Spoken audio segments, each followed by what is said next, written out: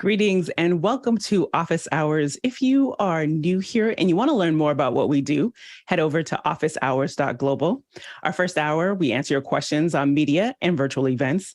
And our second hour is typically something that we want to spend a little bit more time on. And today we'll be speaking with Cannell and Benji Travis, founders of Video Influencers. So if you want to learn more about YouTube marketing, but then also how to grow your influence with video, stay tuned for our second hour. Producers, we invite you to submit your questions as we head into the show. Let's go, Kenneth. Thank you, Liberty, and hello, everyone. The first question comes from Todd Perry in Prescott, Arizona, and he asked, could Mitchell speak to key points of his Q&A with Andy regarding Zoom ISO and the recording of clients? That's my primary use, Todd says, for Zoom ISO, and unfortunately, I made it into after hours just as Andy was wrapping up. Any new tips with 2.0? Let's go with Mitchell. Yeah, it's a use case. In my case, I built my Zoom room here originally with the intention of improving the quality of videos that I get back from my clients. I used to get videos back at 320, bad audio, bad video, and it just wouldn't fit into a program when I was posting it. So I was hoping that when the product Zoom ISO came along, that I would be able to find a way to scrape that video without all the debris that gets added by Zoom at 1080 and improve the quality of the presentation. So my question to Andy was, that was a specific use case that I had for Zoom ISO, which makes sense. So Andy had mentioned that the best way to do that would be to use Zoom ISO with your M1 Mac, go into a Sonnet SE1, not an L, right, Alex?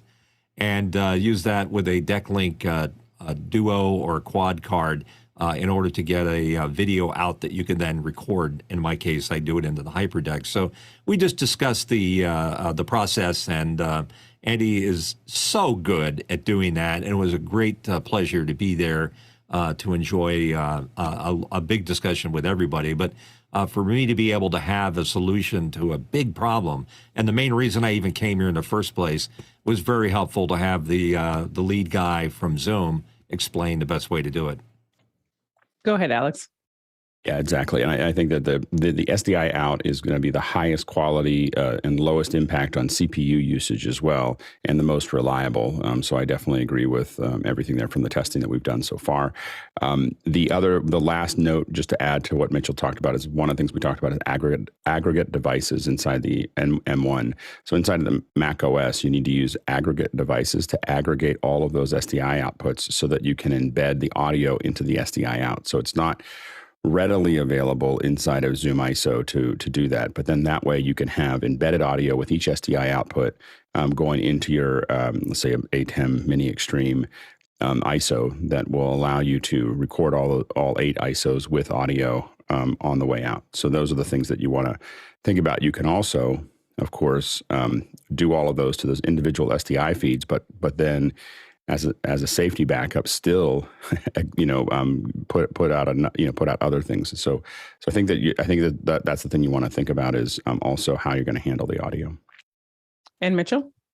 Yeah, you also need to be aware of the amount of bandwidth it takes to be able to stream 8 or up to 16 individual Zoom ISO elements that you're using in your production. So make sure you have the right bandwidth going there for you too. The nominal use is 4 to 6 megs a second for Zoom. My easy math is 10 megs a second, 10 megs per connection, just to make sure that I have some headroom when I'm making that calculation. And JJ McKenna in the comments says SDI and not Dante. You can do Dante, absolutely. I mean, so you could definitely do Dante, and that's easier to export. It's just that you won't have the audio and the video embedded. The audio won't be embedded into the video when it goes out. So if you want to embed the audio, you'll use the Mac aggregate devices to build that out so that you can embed it with each SDI. If your model is to use the Mini Extreme with the Mini Extreme as a recorder, then you probably want to use use the aggregate devices, and then if you want to have it part of a show like what we do here, you would use Dante. Copy that. Next question. Here's a question from Bo Cordell in Charleston, South Carolina, which I have. There we go. Sorry. He says, my house was spared the brunt of Hurricane Ian last week, but the resulting power outage has left me shopping for generators. I'd prefer propane or dual fuel. What are the panel's current recommendations? Go ahead, Alex. I'm busily trying to find it here really quickly because the person that really knows the most about this is Keenan Campbell, and so he's built a lot of these bits and pieces, and we had a discussion about it. The one that he recommended, which I believe is dual, is the Champion, and the one specifically that he was recommending was the Champion 100297, 8,000 watt electrical. And I believe this is dual. I know that Champion does make some dual ones. And that's what, I'm in California, so we never expect to actually have solid power. So I've been really trying to figure this out, and I'm looking at trying to kind of match this up with batteries. So as we get into the time when most Californians in Northern California lose power, I'm looking at a hybrid mix of solar, battery, and then gas backup to make that happen. If you're looking for a portable generator, of course, the big game for doing this, and one thing we are still considering at my house, is a Generac. Just a Generac connected to my natural gas and to the gas that comes into the house, and then it will just switch over. So that's kind of the larger solution. And Peter. I have a Generac on the side of my house that's hooked up to the natural gas line coming to the house, but it is dual fuel. I can hook up a propane tank to it if I absolutely need to, but I figure if I lose the natural gas line to the house, I've got a more basic problem. Next question. Here's a question from Mike Edwards in Brooklyn, New York. He says, morning, guys. Thinking of Insta360 Link. Is there a way to still use the Insta360 controls with the OBSPOT UVC adapter to plug into ATEM? Any thoughts? And he has a link quoted here. Go ahead, Alex. I actually think it might be usable if it's still passing the data back to we haven't tested it, and but I think that because it has both a power and a communication there, I actually think that it's not out of the question. And I think I actually have one here. I haven't really dug into testing, so we'll see if we can't. We'll work on testing that. Yeah. Next question. Douglas Carmichael's here to ask, what vendors have you had positive experiences with that sell pre-terminated fiber cables for Ethernet use? Alex? Clark Cable. That's what we use. They send us stuff that's all done. so anyway. And that was, you said Clark Cable? Clark makes, I'm not sure what the URL is, but it's Clark Cables. It's with a K, correct? I don't think so. I'll try to find, I'll put it in the link, but but Clark Cables, I know that's the orders that go by. But we just bought 2,000 feet of fiber terminated TAC-12 from them. So and they do all kinds of cabling, and so we buy our SDI fiber, everything, and usually we buy it in rolls from them, raw rolls, as well as having them terminated for us. Next question. Next question comes from Gordon Lake in Los Angeles, California. Gordon says, when sending 8 Zoom ISO feeds into an ATEM through a DeckLink card, is Dante the only way to get the audio into a Behringer X32? And if so, any idea how long those cards will be on back order? Go ahead, Alex.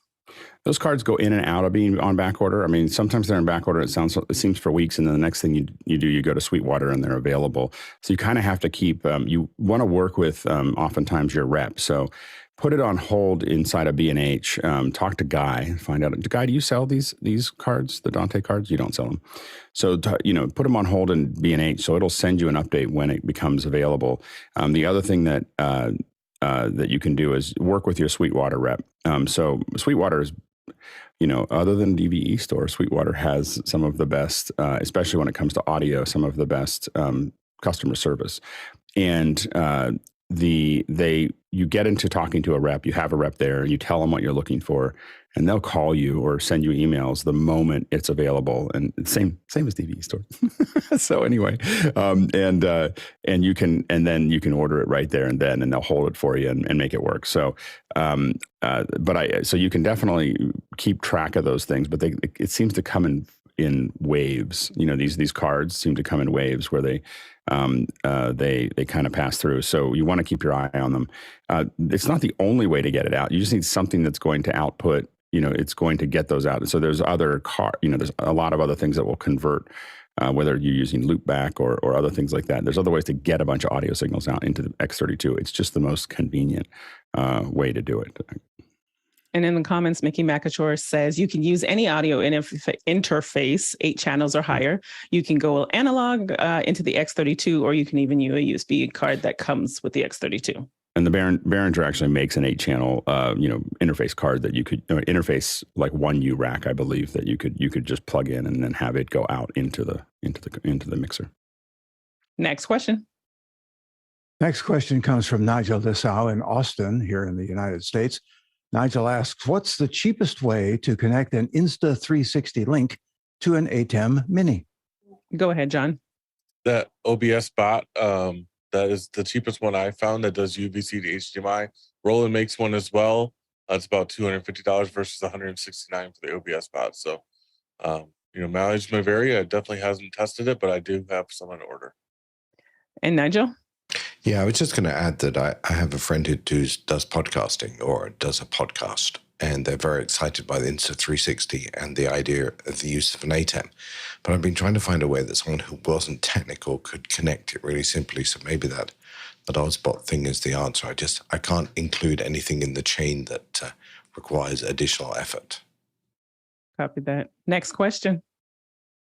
Next question comes from Douglas Carmichael. Douglas says, Alex, I noticed you were using an X32 rack with an X-Touch controller in the studio. Did the lack of a full control surface become an obstacle in more complex productions? Alex? Generally, if we need to do more than what the X-Touch can do, we move to a Yamaha QL1. So that's how we use the X32, the X-Touch does everything we need to do. Next question. Our next question comes from Dan Huber in Erie, Pennsylvania, here in the United States. Dan says, just now noticed in Zoom release 5.12 that original sound has changed to say original sound for musicians. More or less confusing? Go ahead, Mitchell.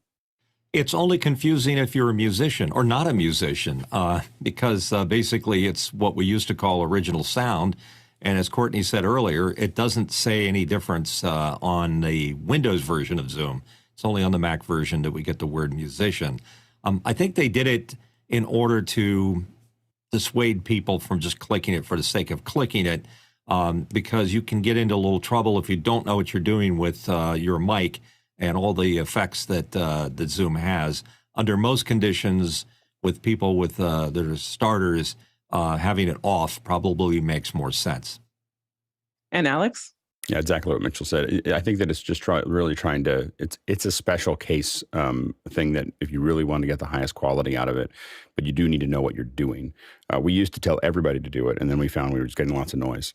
So you have to know that you've set yourself up to get good audio before you turn that switch on. So I think they're just trying to make it a little bit more clear. I think they also want to make sure that musicians know that you can get better audio out of Zoom, that they don't have to have just the standard Zoom settings, and they can do something a little bit elevated. And Courtney? Yeah, and just I don't know if I was going to correct what Mitch said. I just checked on my Windows version, and I'm on 5.1.1, so I'm not on 5.1.2. So maybe my Zoom version is one behind. Next question. Next question comes from Tony Mobley in Noonan, Georgia.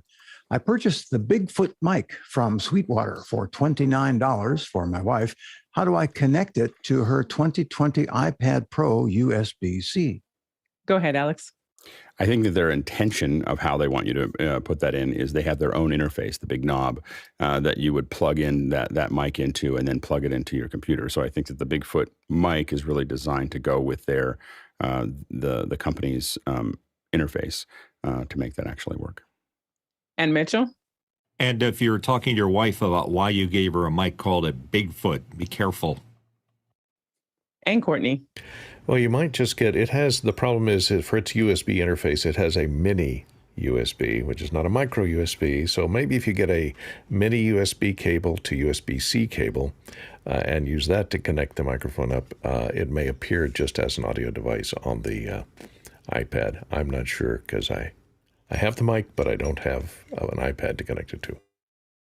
Well, Mickey cosigns on that by stating the only alternative he said is you can, yes, the USB-C mini to the USB-C cable. Alternatively, you can connect a USB-C hub or Thunderbolt dock so you can power the iPad at the same time. You definitely want that so that it's going to take a lot of power so that your iPad doesn't die in the midst of using it.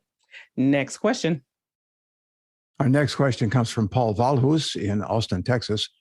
Paul says, can office hours have a section in Discord and on the website detailing panelists' setups, that is, equipment list, connection diagrams, photos, and so forth?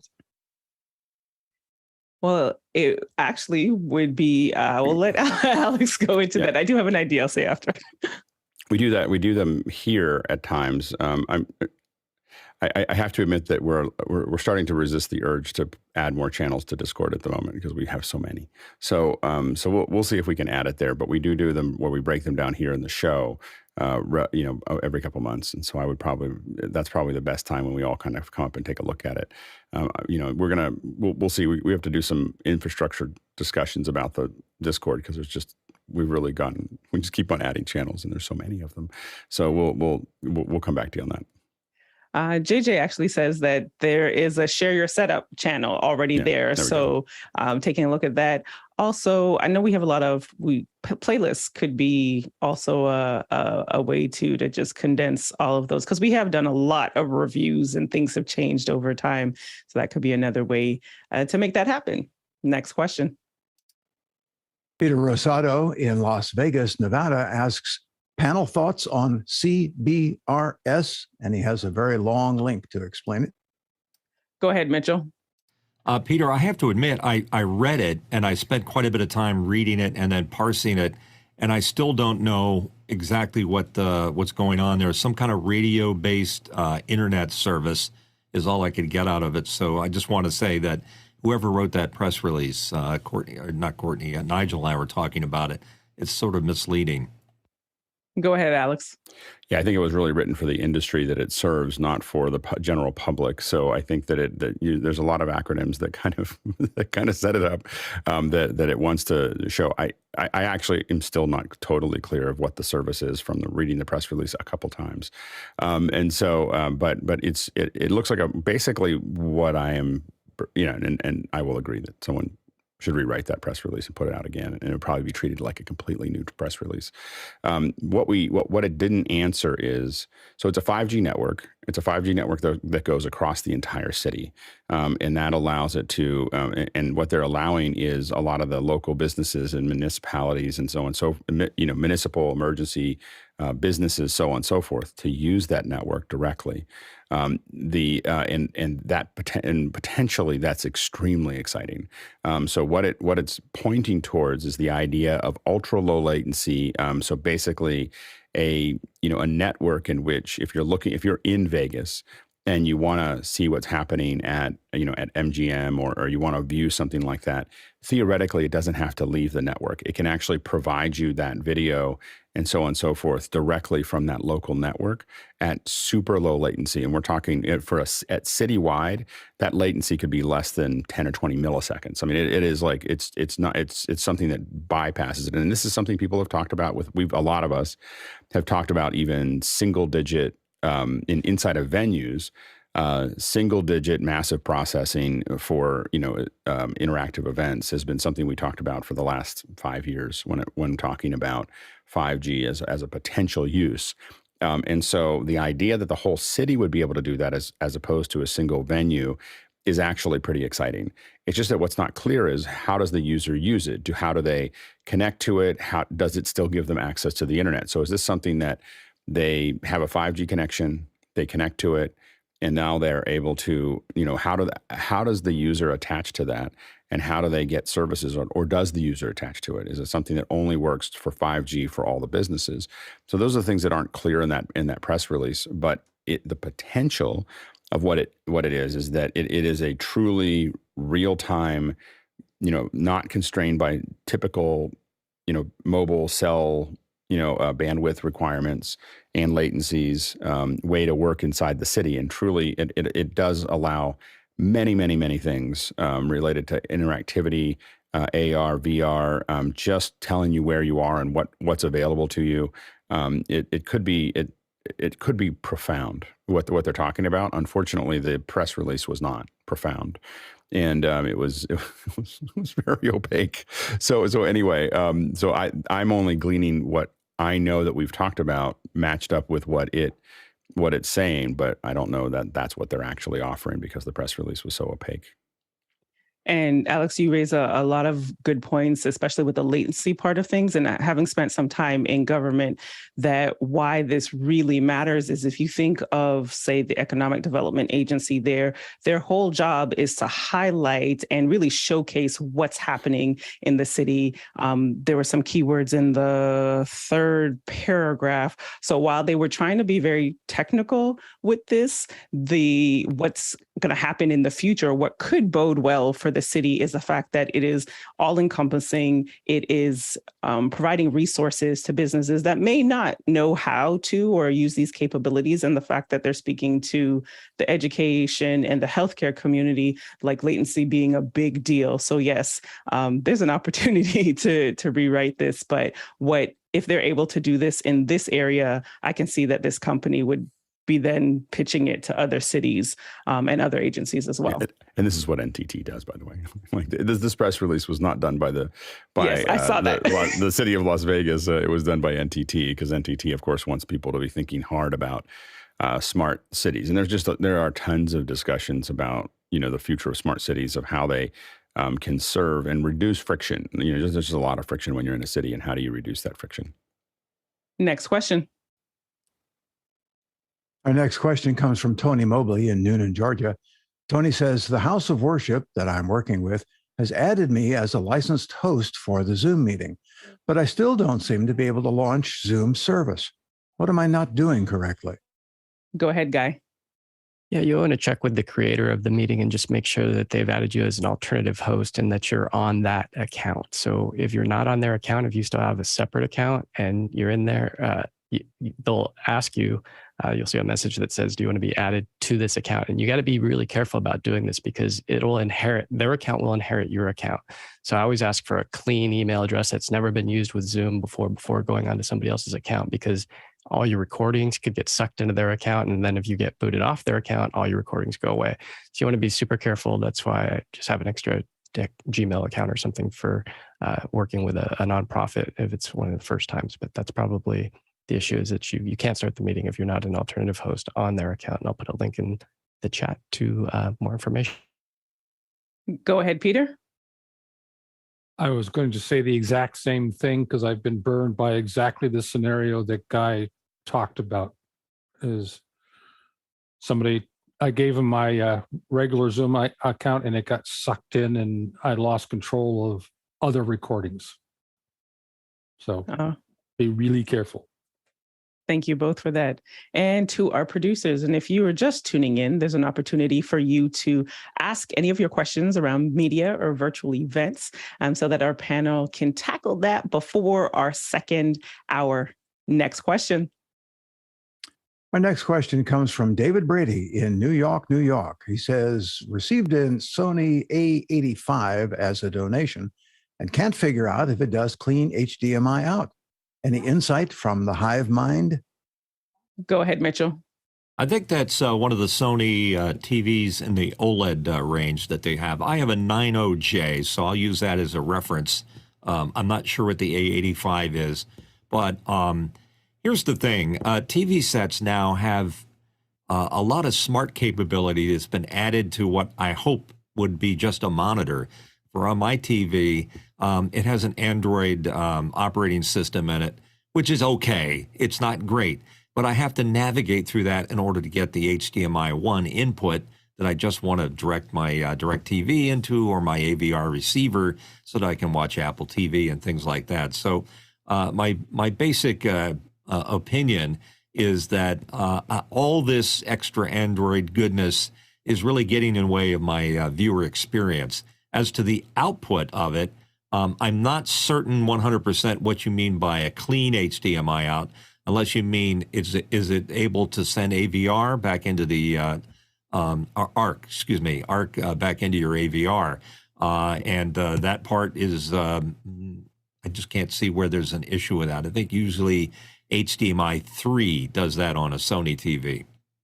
And just as that graphic was shown, that we believe that it's a Sony SLT A58.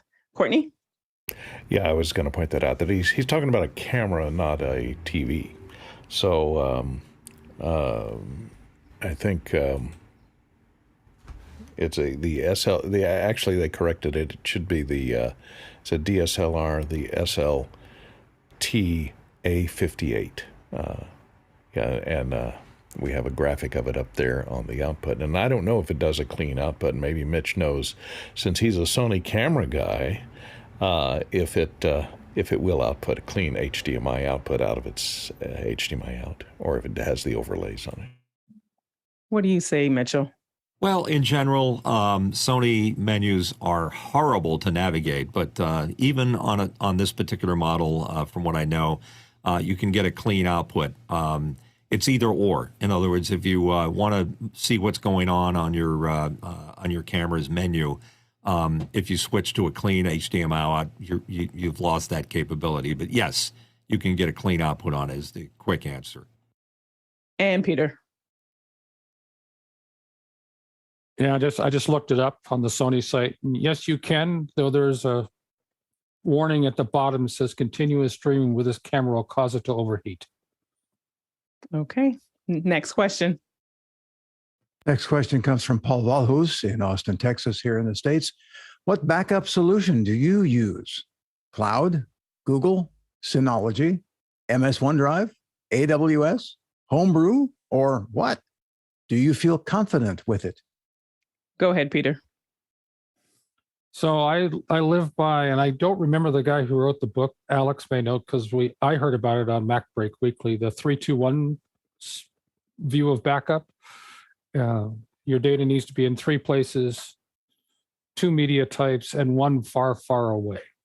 And so I have a local NAS that I copy stuff to, just Time Machine. I don't do anything fancy, except for specialized folders like tax records and things like that, which I manually copy over on a regular basis. But then I use a program called ARC, which then can talk to any of the cloud services. I happen to use Wasabi as my storage location. They're the same people that have done some other interesting solutions in the past. And the nice thing about Wasabi is it's significantly cheaper, but uses the same API structure as Amazon Glacier and S3. Go ahead, Courtney. Yeah, I do something similar. Oops, sorry. Things are falling on my legs. Are you backing up right now?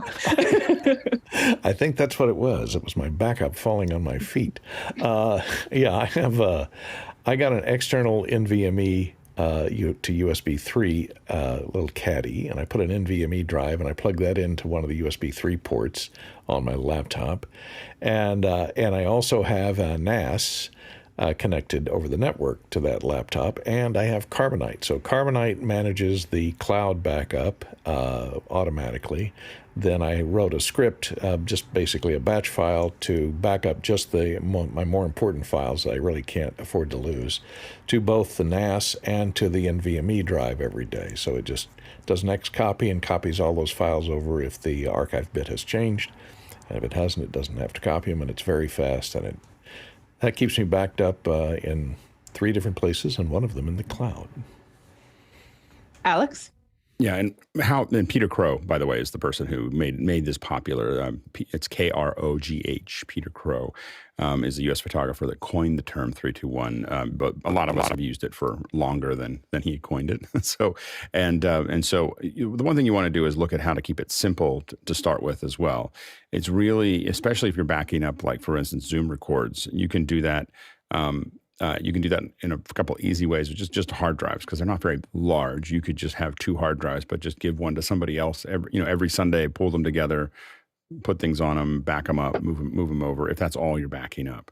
The one big advantage of having something that a RAID that might be a 5.1 or a RAID 5 is that you can lose a drive and you'll still be able to you'd still be able to recover it. So moving to a RAID would give you that backup as opposed to a single drive for a failure. But if you're using a solid state drive and you're using it occasionally, and you're keeping two in two different places and one in the cloud, you're pretty safe as far as that goes, if that's all you're backing up. So you just have to decide what kind of assets that you're trying to save. And Peter. Yeah, I fumbled on it the last time. The Wasabi was founded by the same people who developed Carbonite. So it's like the version 2 of Carbonite to me. So next question. Next question comes to us from Tony Mobley in Newnan, Georgia, here in the States. Tony says, I'm still going back and forth between Filmic Pro and the Shoot Pro app. Are there any success stories yet? Alex? I use both of them, and I think it just really, and I own both of them. I use both of them. I don't look at them as competitive apps, at least through my lens. I look at them. Some people do. They think, I'll just do all the same things. Filmic Pro is very focused on how do we turn a camera into a camera. How do we turn the phone into a camera? And the way that the interface works and the settings that you have access to and how it's all focused. And it happens to also be a webcam, but it's really designed to turn, and almost everybody I know that's doing promotional things for companies that are shooting with an iPhone are using Filmic Pro. It's almost ubiquitous. So that is so that's what they do there, is if you want to really have a camera as close to a real film camera on your phone, you're going to use Filmic Pro. If you're interested in kind of all the things that the phone can do with your camera, including being a webcam, telestration, framing, lots of other additives to that, then I think that Shoot is a great solution. And so, and I think both of them fulfill 2 relatively different needs, and I think that they're both very valuable as part of the toolkit. Next question. Here's a question from Paul Valhus in Austin, Texas. Can Guy show us how he sets up and uses the Global Cache IP to IR iTech TCP IP to IR converter? Connects infrared control devices to a wired Ethernet to control his LG Quad monitor. A little show and tell, Guy. I don't have everything set up here. This is the remote. So because I'm local, I'll just use the remote with my LG. He had brought up that question previously, and I brought up the global cache device because that's something that we use with our house of worship. So we could control PTZ cameras through the infrared from afar. So the global cache device allows you to convert IR to IP and back to IR again. So basically, for the house of worship example, I could control that camera from home with the remote. So I can sit here and left, right, zoom in, zoom out, or I can create a universe interface. And so that's something else you might want to look at, Paul, is a way to use universe to build buttons. So we did it so it'd be super simple. So a volunteer could come in, up, down, left, right, start the stream, end the stream. You got like 6 buttons. So that's something I'd be looking at, is using those devices either through a Zoom room, which makes it even simpler because they have some basic controls as well. And I'll put a link in the chat as to how to use those. But as far as using it with the LG, I'm just using it local, so I don't have a show and tell to do. Is that a difficult setup to put together? Pulling those pieces? Not really, because Global Cache has 200,000 devices that you can learn. So you can either take every button and you can program it yourself. And when you push the button, it actually shows the hexadecimal code across the screen. And it it would require you to go through each button, but they have this list of 200,000 devices. So basically everything has already been done, and you can just copy and paste those in. And I already sent Paul those, but maybe he needs a little more hand holding. So I might have to jump into after hours and walk him through how that works. And be sure to put that in Discord when you do. I'm sure there are a lot of eyeballs that would love to see that. Next question. Arthur Karekes, in Toronto asks, what are everyone's favorite gamification tools or platforms to add fun and interactivity to virtual meetings or events? I've tried Stagecast, best one, but they're likely going under in 2023, Metimeter, Kahoot, Crowdpur, Slido. Any others? Let's start with Nigel. Yeah, we use Mentimeter on events, but I have to tell you, a little bit goes a long way.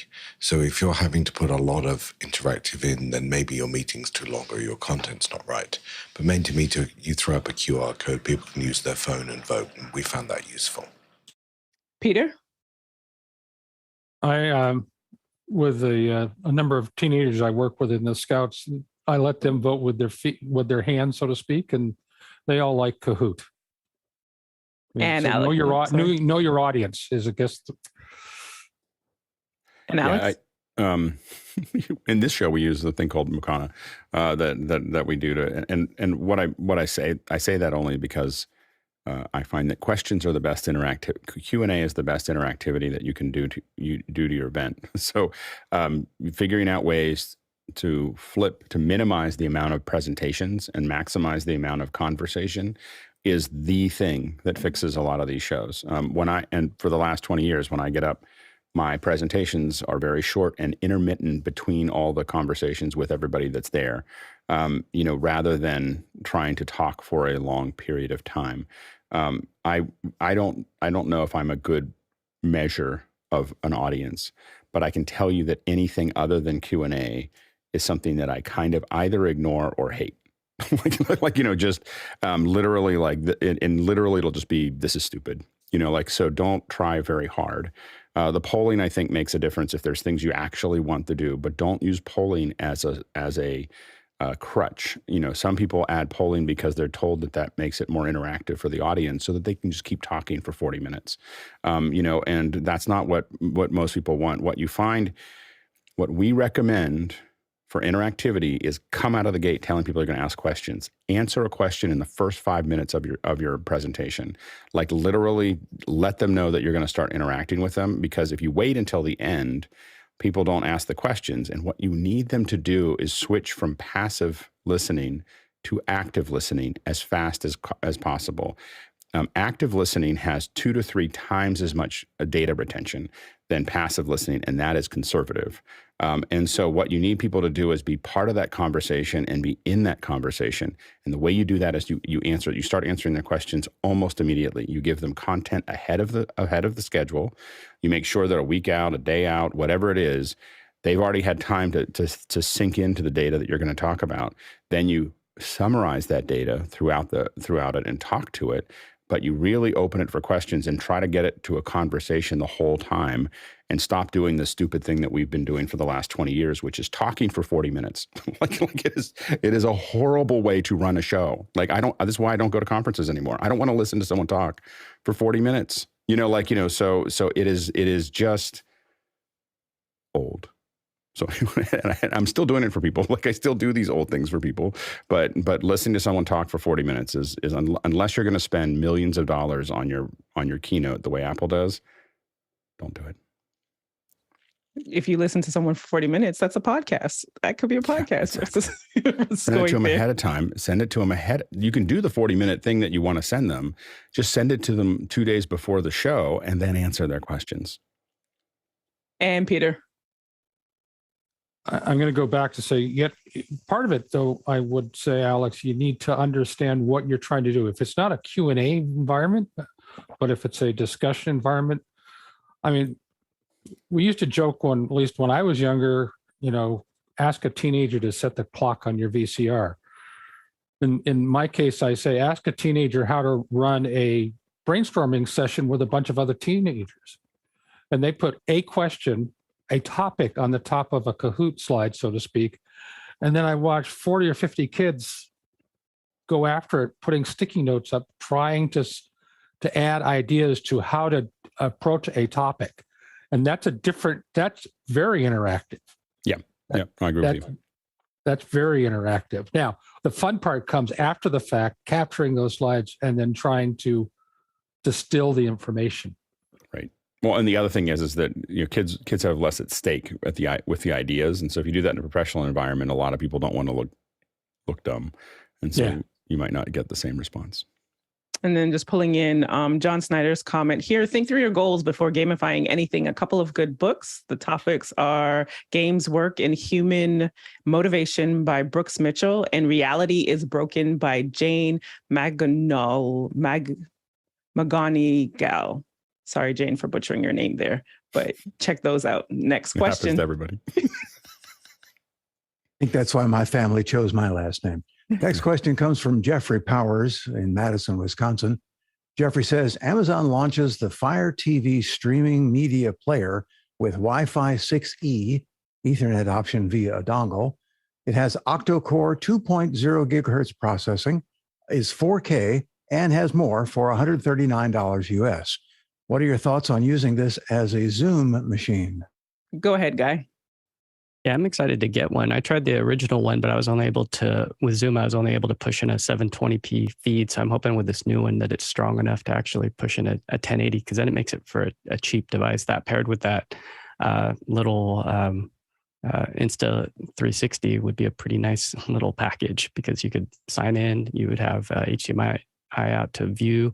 So that's a pretty cool little package, as long as you can get a mic in. So mine, I had to buy an adapter. I think it was like $12 that gave me USB in, Ethernet in one dongle. So if it's the same way, because it came with a dongle, but it ties up the whole. So we got one port and it'll tie up the whole thing with just that Ethernet adapter. So you need a way to get your USB camera in. So you have to buy an additional dongle. So if you buy that device and you want to use it with Zoom, make sure you buy the dongle too. Otherwise, you won't be able to do Zoom with it. Courtney? Yeah, that was the thing. I didn't understand if it had a camera in it, because it doesn't seem to. And you answer that question with the USB, as long as it respects USB compliant camera video inputs. And is there a Zoom? I haven't looked. Is there a Zoom client on the Amazon Marketplace for these Android-based Fire TVs? Yeah, there is. So I tested it with the original Amazon Fire TV, but like I said, I only got 720 out of it. So I was all like jazzed when I first got it, because I was like, this is killer. I can watch it on my big TV, and then I just add a camera, and it's 100. At the time, they were only like $100. And so this one, it seems like it's going to be a better contender now with the additional horsepower. So I'll buy one and I'll report back. Next question. Jack Cannon from Phoenix, Arizona has an issue with an iPhone 14 Pro Max trying to take photos through a telescope, but he's having difficulty getting the camera to view the optics. As I get closer to the lens, he says, it switches to an alternate lens. Is there a third-party camera suggestion to lock onto one lens? Go ahead, John. This is a great use case for Filmic Pro. You're going to get access to all the different features of the camera, and you'll be able to select the lens to use and won't automatically change on you. Next question. Svetlana Hudzina from Minsk in Belarus says, what are your thoughts on the quality of shooting video with good old camera Canon G11 and the possibility of using it as a web camera? Alex? Yeah, the only thing I'm not sure about is whether that camera does a clean HDMI out, and it may. I just haven't done it, but a lot of the older Canons and the older Sonys did not have a clean aperture out. And so I'm not 100% sure whether this one does. Courtney? There's also a problem with heat dissipation in a lot of the older cameras because of licensing issues and import issues. Would not stay in video mode more than 30 minutes, or for a 30-frame video, a 30-minute video recording. Now, if you're not recording, and most of them didn't have clean HDMI outputs, and a lot of them didn't have 1080p outputs, they were only 720. So I'd look into the HDMI output of that, see if it's clean, and then see if you can leave it on for an extended period of time, because a lot of them will shut off after 30 minutes. And John? One of the tricks with some of the old Canons, if you can get all the artifacts off the screen, but you still see a box around your face, turn off the autofocus. And that may get you a clean HDMI, but obviously you're losing the autofocus. Next question. Douglas Carmichael says, for a small home office setup, would gigabit Ethernet be sufficient for mostly audio work with some video, or would you go for 10 gigabit Ethernet? Go ahead, Mitchell. Yeah, I think you're good to go, Dennis, with 1 gigabyte a bit Ethernet. In fact, even with Dante, I think that's fine. And I've heard that Dante has some issues with 10 gigabit Ethernet with some of their dongles. Guy? Yeah, there's a lot of new stuff coming out that's 2.5 and 5 gigabits. So it's not just the full leap up to 10, because 10 is expensive. I'm in the process of doing it myself. So some of the machines have 10, and then I have to put an SFP module in and run the SFP. So most switches are only going to have an SFP, maybe 1 or 2 ports. So you're going to have to run a home run direct from that port to that computer. So like my new Alienware came with 2.5 gigabit, which is going to be, 2.5 times faster than your 1 gigabit. So it depends on how much stuff you're throwing around. I would have a separate NIC for Dante if that's what you plan on doing. So basically have 2, and that was the problem that somebody else was just mentioning earlier, that there's, was it Nigel, with the 10 gigabit built into a Mac Mini, you're going to run into problems with Dante. So you want an external NIC. So that solves a lot of problems with NDI as well, having an external NIC. So again, there's different ones. I have a little 5 gigabit one that I'm using that you're seeing me through right now is a 5 gigabit one. It makes tossing around files a lot faster. But again, I didn't have to invest in the big money to go all the way up to 10 gigs. So your mileage may vary, but take a look at your switches and read some reviews. There's lots of good stuff out there. And Peter? Yeah, verify your use case. I mean, my Mac Pro has 2 10 gigabit ports on it. One of them I have to force to 1 gigabit so that it plays nice with the rest of my network. The rest of the network doesn't like trying to negotiate to a 10 gigabit port. But the other one, I actually where I hook my NAS into and run the full 10 gigabit.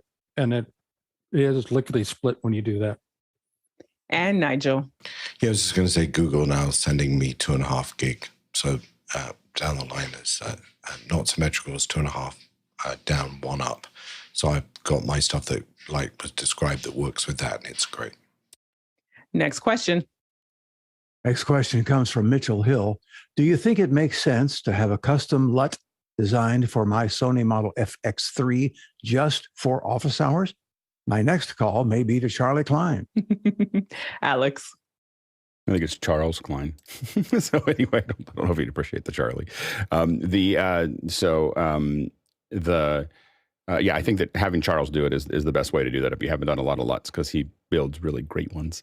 But I think that it makes sense for everyone to work on their own LUTs. I have to admit that mine is not as good as Charles right now because Charles's LUTs, because I've been experimenting with mine. so it's not perfect.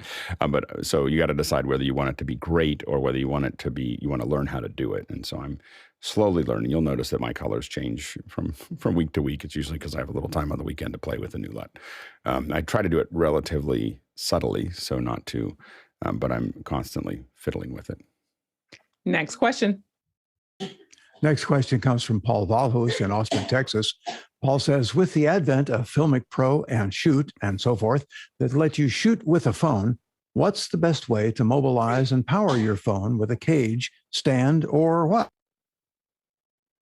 All right. So power, just getting into some of that power aspect of it. We've used some cages, find those handy. But if you're stationary, then easily having the adapter and having it on a tripod stand would be helpful. Alex? The small rig cages are the ones we like the most. Tom Ferguson brought these up, and we've used them. So I've got a couple of these. These just snap right on. Just snap them on here. It protects them, protects the camera really well, but it also has 1/4-20s all over the place. And so the ability to rig things up to them becomes much easier. Also, the Peak Design one that Husmuck was kind enough to send me is got a mount here, and there's a lot of different mounts that you can get for that so that you can mount it there. So as far as mounting goes, this is kind of the more casual. I want it to mount to everything. This is, I want to do production rig, and this is the small rig that you can get for your phone. So those are pretty good ways to mount the phones. As far as actually powering them, there is a lightning to, it's basically lightning to HDMI with a power adapter that you can get so that you can still put lightning power into it. And then you have HDMI out. I highly recommend getting the Apple version of this and not getting anything else. None of them work correctly. I mean, it's just, I have spent a lot of money on ones that don't work, and they work for a little while, and then you get some QR code that pops up in the middle of it, and you do get a bunch of other things, and because they have their own little processors in them, they're just trash, and so I'm bitter about it and angry because I've spent probably a couple $100 on a variety of these trying to find ones because I didn't like the way the Apple one worked because it was a short little cable, and I wanted a long cable with it that it goes in. So Apple doesn't make what I need, but no one else makes one that works. So I would get the Apple HDMI and US and lightning to power version of that. If you're on the road with the cage and the device, are you using a power bank to just keep that going, or how are you powering? I usually find somewhere that's going to plug it in. I literally go, when I'm on the road, if I'm shooting in the field, usually my iPhone will last a very long time, to make those things go. So if it's fully charged, my iPhone's going to last most of the day of shooting. I do have a variety of different batteries. I use a lot of the Anchors that are usually, I have one of the larger Anchor battery packs that sits in my bag. And so I do have one of those around if I need it. I have a couple, all of my, what do they call them now? They're not the lighters, the accessory ports or whatever in my cars. All of them have high wattage USB converters to them. So they all have these kind of higher end versions of them plugged into every car and every accessory device so that I can plug things into the car as needed. And so I'm able to power on the road when I'm driving. I use the battery, but I barely ever use the batteries now. I use them for cameras, but I don't use them for my phones. But I do have one because I'm paranoid. But otherwise, having it available in the car, having breakouts available. So when I get to a hotel room, I usually have I have some version of it that has a block that has probably six Edisons, as well as 4 to 6 USB connections. And I carry one of those in my luggage, so that when I get to the hotel room, I can use it properly. So yeah, Anchor's been a lifesaver. Yeah. Courtney. Yeah, a question for all of you iPhone users out there: does anyone make a little dock that has a lightning connector on it that will come out to HDMI out and network out and power in? Kind of like a dock for a laptop or a dock for an iPad. I don't know if they do. Again, I think the only adapter that I've seen is really the one that goes with. There are docks for the iPad that do that, that you can get for it. But I haven't seen a dock because I don't think that I think Apple didn't. Again, well, but that, yeah, Ken's showing the adapter, but a dock that you could kind of put it into to make that actually work. And we've always used that adapter, I have to admit. And that's been the only way and I haven't seen a dock. I probably would get one if I found one, but I haven't seen a dock for the phone. And Nigel. Yeah, I have this Hitachi for my iPad, which works really well and gives out an HDMI, but it's a USB-C, so that's the problem. I think that the assumption is that if you're going to be using the video from your phone, you would be moving it around. So having it in a dock may not be an expected use case for using it. But I can see why you would do that. I think that it's just, I'm not sure how large the market is for that because you're usually moving it around as a camera. Next question. Mitchell Hill asks from Wilmington, Delaware, is it possible that the HDMI handshaking is changing on my DirecTV? My EDID seems to be failing to negotiate with my AVR. Go ahead, Mitchell. Yeah, you may remember I was asking this question a while back. I was getting problems with my AVR between my DirecTV and my TV set. It would just go to scrambled green stuff. And I purchased an EDID or EDID, if you prefer, fixed the problem. Now, all of a sudden, doesn't fix the problem. So I'm wondering if they're changing things over at DirecTV, especially now that they're part of HBO and Discovery. Alex? How long is your cable, and have you replaced it recently? So it's a short It's just cable. a dongle, just a little dongle. But how long is the cable that goes to the satellite dish? The HDMI cable or the power the satellite? The satellite. Oh, it's like 200 feet. Mm-hmm. The behaviors that you're talking about are pretty common in long cable runs where something's not right. Like like changing color is not something that it going crazy like that. That's not a EDID problem or a negotiation problem. That's a cable problem, in my opinion. Interesting. Courtney? Yeah, I agree with that, Alex. If it is caused by, it could be caused by the EDID renegotiating and it coming up to a wrong format, with wrong colors, wrong color type or wrong frame rate or wrong resolution. So it could be EDID causing that failure, and it could be renegotiating when it sees the copyright flag set. So turning on the copyright flag in the middle of a stream can renegotiate the EDID. And if you've got it hooked up, distributed to multiple HDMI outputs through your EDID, basically your a switcher that maintains a consistent EDID regardless of what is hooked up to the output. Make sure that the primary EDID that you load into that thing is one that is not show up as a recorder, that shows up as strictly as a monitor. Because if it sees it as a recorder, it may turn on, encoding encryption so that it will protect it from copying. And Mitchell.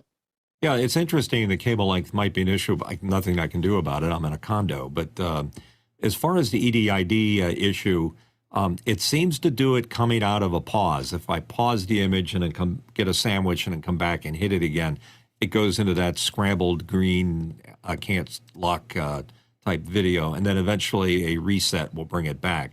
So it seems to be somehow tied to pausing the image and then coming back to it later. Next question. Next question comes from Burkhard Friedrich, Easterberg, Germany. Says, my Polycam scans of a ballroom look like debris everywhere. How do I get better results, or what software do I use next to clean things up? Alex? Yeah. So this is really with Polycam, and we should do a second hour with Polycam because it's actually, I use it enough. It's probably useful to talk about some of these tools. But the main thing is that with Polycam is you kind of have to move slowly and allow it to resolve what it's doing. So the reason that you're probably seeing a lot of the debris is because you're moving pretty quickly. You're waving too fast. So what you're going to see is as you start to move that camera, you're going to start panning it across, and you're going to start to see surfaces. Now what you should see in the planar surfaces that you're actually working with is you should see larger squares to start appear, because it's going, oh, that's one big surface. That's not a complicated surface there. And so you're going to slow down and allow it to find that those. So you're looking for the floors, and you're looking for the walls, and you're looking for those types of things to allow it to solve that those large planes. So you're going to move slowly. You also want to, the other thing that you have to do is if you move too quickly, Polycam can't figure out where you were, because it's using a mixture of the accelerometer as well as the visual information as well as the LiDAR to figure that all out. And if it gets too much motion blur or if the accelerometer has moved too much, it can't keep track of where it was, because what it's doing is it's error correcting. It's using where you are with the visuals, and it has to error correct that. So a lot of times I'm moving with Polycam, and then I'm allowing it to settle. I'm allowing that Polycam to settle, and you'll see it find a bunch of things, and I start moving again, and I allow it, and I keep on doing that too. And the other thing you want to do with Polycam is remember that it can only measure what it can see. So what you want to do is start going down lower, going up higher. These are all things that you want to do to make sure that you're getting through anything that might be occluded. So you got to get under things, you got to move around things so that it can build the undercarriage of the tables or the other pieces that you actually want to work with there. So those are the kind of things that you want to think about as you start to use Polycam, and you should find that you get a lot more detail. It's still I mean, compared to a post-produced photogrammetry that a lot of us are used to, it's still pretty rudimentary. The geometry you're going to get is not going to be the same that you would get if you took a still camera out and shot a bunch of different angles. It's going to be still rough edges, but it's going to be a lot better if you give it time to resolve those surfaces. And I've stalled as long as I could while people were working on cameras. I was just dragging that out. I was dragging that quick. I was like, and I appreciate that, Alex, because I was going to come up with a follow-up question. No, I was like, I'm just going to keep on. I'm going to keep on going here. So, but I ran out of things to say about Polycam. But we are at the top of the hour and looking forward to this awesome, the power of our back-end team. Thank you so much. Thank you, producers, for your questions in the first hour. There's plenty of time to add your questions as we bring Sean Cannell and Benji Travis to the stage. Hi, all. Thank you so much for joining us today. Thanks so much for having us on the show. Super grateful. I like to say rise and grind, sipping on some coffee and fired up today. Benji, how you doing? Great. Good morning. I'm actually sipping on some green tea and I'm also ready to go. Thank you for having us. Awesome. And for those who are new and unfamiliar with Sean and Benji, which if you are in the YouTube space, you've watched one of their videos and probably just not even made the connection, but they're here now with the Office Hours community. And I like to say that you are both, like, before video, like influence and video marketing, you were both doing it ahead of the game. Like, so Office Hours started in March 2010. Benji, you had your YouTube channel in Office Hours was 2020. You were 10 years ahead. How did you two connect? Let's start there with the origin story. Yeah, I guess I'll take it first. I started on YouTube in 2008, and I was helping my wife who had a beauty channel at the time. And it was really just kind of a hobby for her. And then it became her full-time thing. And the way I met Sean was he was also interested in YouTube. And at the time I had a breakdancing battle of all things. And I was putting on this event for the community. He wanted to document it, and he came to the kids. He wanted to take video and make like a YouTube video. Of course, me being the supervisor of this event, I was like, who's this guy? And so when we first met, I was asking him questions. He was asking me questions. And he told me, I've got a YouTube channel. And at the time, I had a YouTube channel too. And even though I'm from Seattle, Washington, we were both from an area where no one in their right mind would have a YouTube channel. And so this was about 2010. And we both were a little skeptical about each other. And so literally, I think I can speak for Sean. We both did homework on each other at the time. We're like, oh, this guy's legit. And we both had this unique passion for this platform that nobody really knew the full potential of, but we both kind of felt there was something here. And that's kind of the beginning of our decade-long story. Obviously, it's 2022 now, so it's been 12 years, which is crazy. But that's how we met, and the rest is history. Yes, Sean. And so you both, I know when I came to find you, discover you all on YouTube, you were doing a lot of videos with influencers, and hence having that, your channel, your company name, Video Influencers. What was the idea behind that of interviewing other YouTubers, Sean? Yeah, that came a little bit later, a quick piece of the backstory as I actually go back, especially for this crew, with kind of a video production origin. In my case, it was at a local church all the way back in 2003. And the first YouTube channel I started was in 2007 for our local church in Marysville, Washington, an hour north of Seattle. And was trying to figure out, I was using mini DV tapes in a Canon HV30 at the time, capturing minute for minute Firewire, Adobe Premiere, editing and all that kind of stuff. And so by the time Benji and I started Video Influencers, I think it was probably 2014 or 15, we both had experience in these different verticals. I had been doing video production. I have a Think Media is my main channel where I was doing camera reviews and tutorials and lighting and all that kind of stuff. Benji has multiple channels. And we kind of came together and we said, not only do we want to bring our own experience, but one of the best ways to learn about a subject would be to interview experts from all kinds of different backgrounds, whether that's entrepreneurs using video, whether that's people in video production, whether that's influencers. And we did the channel in preparation for actually writing the book. Now, YouTube Secrets second edition is out, and we just figured not only would we want to base this on our own experience, but I think today it's over 200, 300 interviews of how people made money, how they created content, how they stood the test of time, avoided burnout, built sustainable empires, and all these different kinds of things. And so I think that wisdom is the principal thing. And Benji and I's vision was to prioritize getting wisdom by learning from other people's mistakes, failures, and successes. Why YouTube?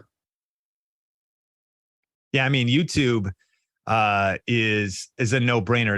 It's the number one video platform in the world. It is the second largest search engine. It's owned by the first largest search engine, Google. There's 2.6 billion monthly active users on YouTube right now. And it has an advantage over all the other platforms because it's the only platform where your content lives forever. Every other social media platform is a content feed. You have a Instagram feed, Facebook feed, TikTok feed, whereas YouTube is a content library. And so if you've been posting on content on YouTube for any length of time, you realize that videos that you made last year, even 5 years ago, and for Benji and I, we have videos that are 10 years old that still get views today. And so any business owner, entrepreneur, creative, they understand that that's leverage. You know, it takes a lot of energy to create content. And so we love all the different social media platforms, but they're kind of like the social media hamster wheel. It's exhausting. I got to make content today and tomorrow and the next day. Whereas we love YouTube the most because it's leverage. And what we're also seeing is this chief marketing officer of HubSpot just said that there's no doubt about it, a YouTube subscriber is the most valuable subscriber on the internet. YouTube is where there's depth, is where there's substance. TikTok, you can go viral, but we saw at VidCon this year, Africa Grace had 1.3 million followers, did a meetup and nobody came. And so it just was like, wow, we have a lot of reach, but is there a lot of depth and relationship and community? So we kind of, I feel like we got lucky. I mean, I believe in God's grace kind of positioning us and setting us up, but we kind of bet on the right horse. We couldn't have really known it at the time, right? But we just continue to see YouTube as the dominant platform. And it continues to get better. And we believe this next decade will be the best decade on YouTube. So Benji, if we can turn a little bit to just even your rise, because your background was real estate, and just coming from that business aspect, and then working with your wife, Judy Travis, makeup vlogger, mom vlogger, and just even that vlogging space. You have been doing that for a long time. If someone wanted to start vlogging now, is that still viable? And if not, what should it look like? Well, yeah, I've got a lot of experiences like Sean, and that's one of the reasons why I believe in YouTube. But to answer your question first about vlogging, one of the biggest mistakes people make when it comes to starting a vlog channel is that because this other creator gets lots of views, I'm going to get lots of views. So, I see them brushing their teeth, they're making their tea in the morning, maybe they're like making breakfast. And so I can do the same thing and get views. So there's some context and history that you have to understand. My wife was doing YouTube for, at the time, about 3 years, building an audience to 1 million subscribers. And then we started the vlog channel. Now, would I recommend vlogging to other people? I would not recommend vlogging the way we do it. Now, vlogging to me is just a video blog. So it can actually be defined more broadly. But the reason people watch our vlogs to this day, I mean, we're going on 10 plus years now. We vlog 5 times a week. We get up to 100,000 views per upload, is because they've created a relationship with us and they trust us. But that started way back in 2008 when my wife was uploading 2 to 3 videos a week about how to do your makeup and do your hair.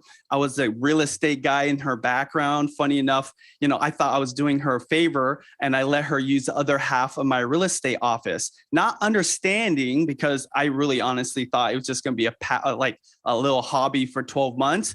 Her background was all my sticky notes, my computer and all that. But it was the humanity. It was the fact that people could relate to this girl that was just, girl next door. I'm teaching you my makeup tips. I learned as an amateur. I'm not this professional makeup artist doing gigs. I'm showing you the products I like. And so that connection over and over and over. And, we have a book called YouTube Secrets, and one of the 7 C's is consistency. Constantly being in people's lives every single week, and then eventually starting the vlog. And we're doing 7 days a week. It's created a connection. And, Sean was talking about this other creator who had a meetup and nobody came. My wife, in the beginning, we used to have meetups that had about 20 or 30 people showing up in the very beginning. We're talking like 2008, 2009. Once we had a meetup that 6,000 people showed up. And by the end of the day, we couldn't even meet everybody. We're just like bringing them in as groups and taking a group, selfie picture.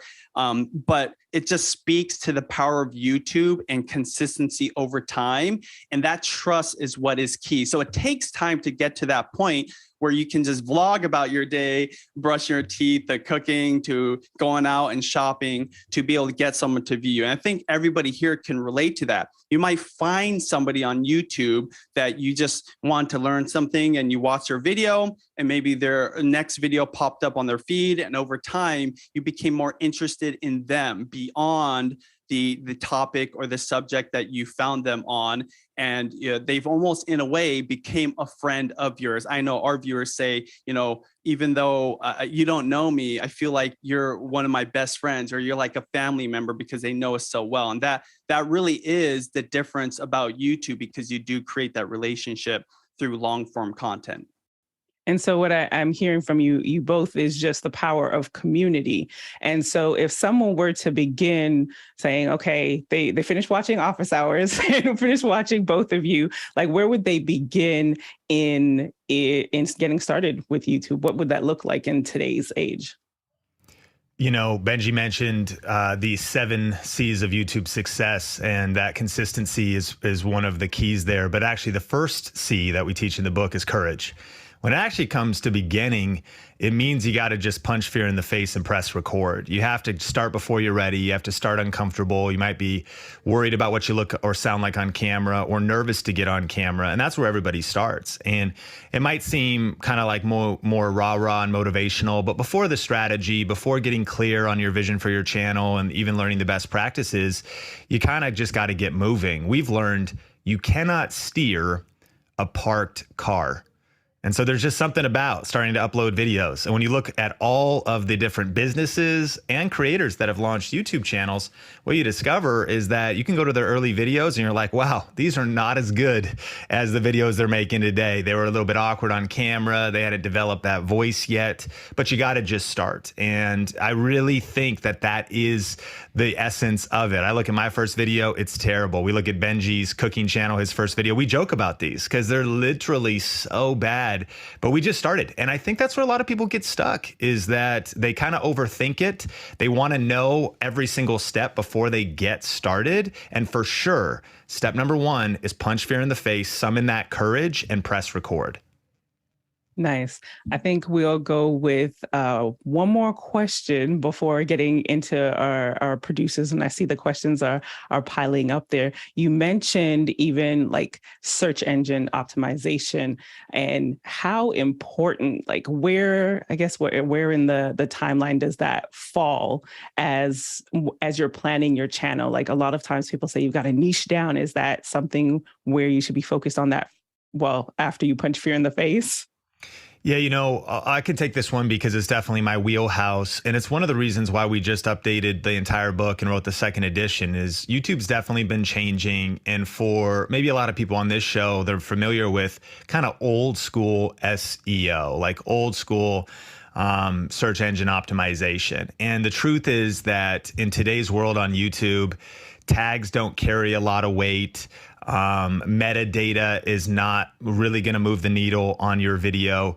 What really matters today is click-through rate and average view duration. And so there's still search engine optimization in terms of the creator who understands the viewer best wins. If you understand the language they're using or the intent for which they're on YouTube, so you're talking about the right topics, that's kind of step one of search engine optimization. Then it's about, is your title and your thumbnail compelling to get the individual to click? And then is your content, does it hold their attention? And do you have a long average view duration? And the videos that YouTube is recommending, the videos that are going viral, and the videos that are even ranking in search, that's still a major thing. It's just that the optimization tactics are not about keyword stuffing your description. It's about optimizing the content itself to really answer the viewer's question and entertain or hold the viewer's attention, and that those are the videos that get rewarded. And make no mistake, some people are throwing out the search aspects of YouTube. It's stronger than ever. We get millions of views on our Think Media channel from search, but we definitely have to play by the new rules, and a lot of the old school SEO stuff just doesn't work anymore. All right, Kenneth, let's get into these questions.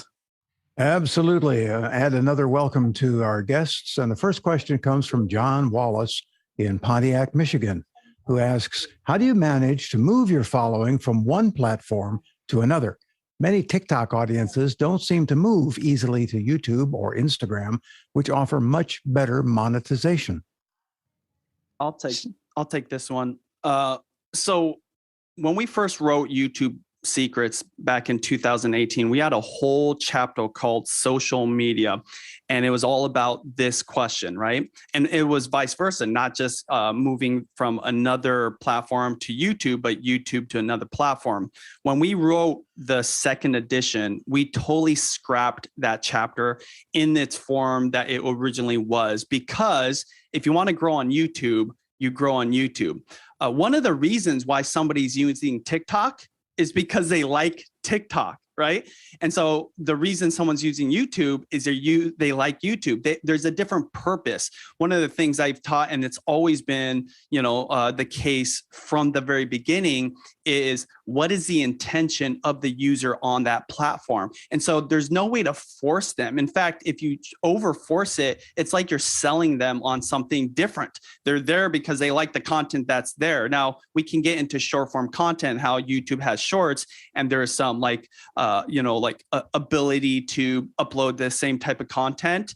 But if you want to grow on YouTube, there's a vast audience that's just waiting for you to create the content. Now, don't get me wrong, you can totally do call to actions, but honestly, it's not just YouTube, it's not just TikTok. If I want to grow on any platform, I'm focused on that platform. Now, the real question is, why is it that somebody wants to move their TikTok audience to YouTube? It's because they're afraid of starting over. And I can tell you, after starting many channels, YouTube more than ever is a place where you can start over from zero, and you can probably grow quicker than ever, even with all the competition, if you understand this concept of people are using YouTube. Now, to add another layer to that, realize a lot of people that are on TikTok probably are using YouTube, but they're watching different content.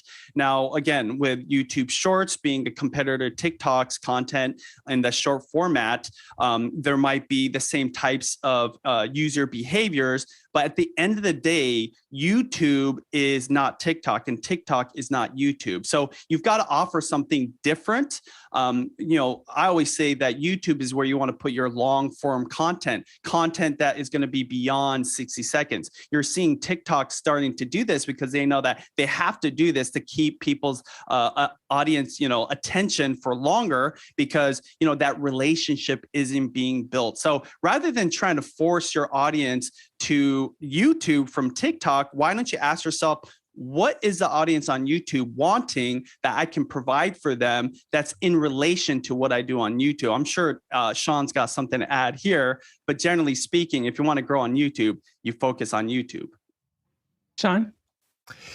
Yeah, I would agree with Benji. And recently, just the one other thing to add to that, we had Gary Vaynerchuk speak at our event in Las Vegas, and he said, when it comes to, is it short form or long form? He said it's not either or, it's both.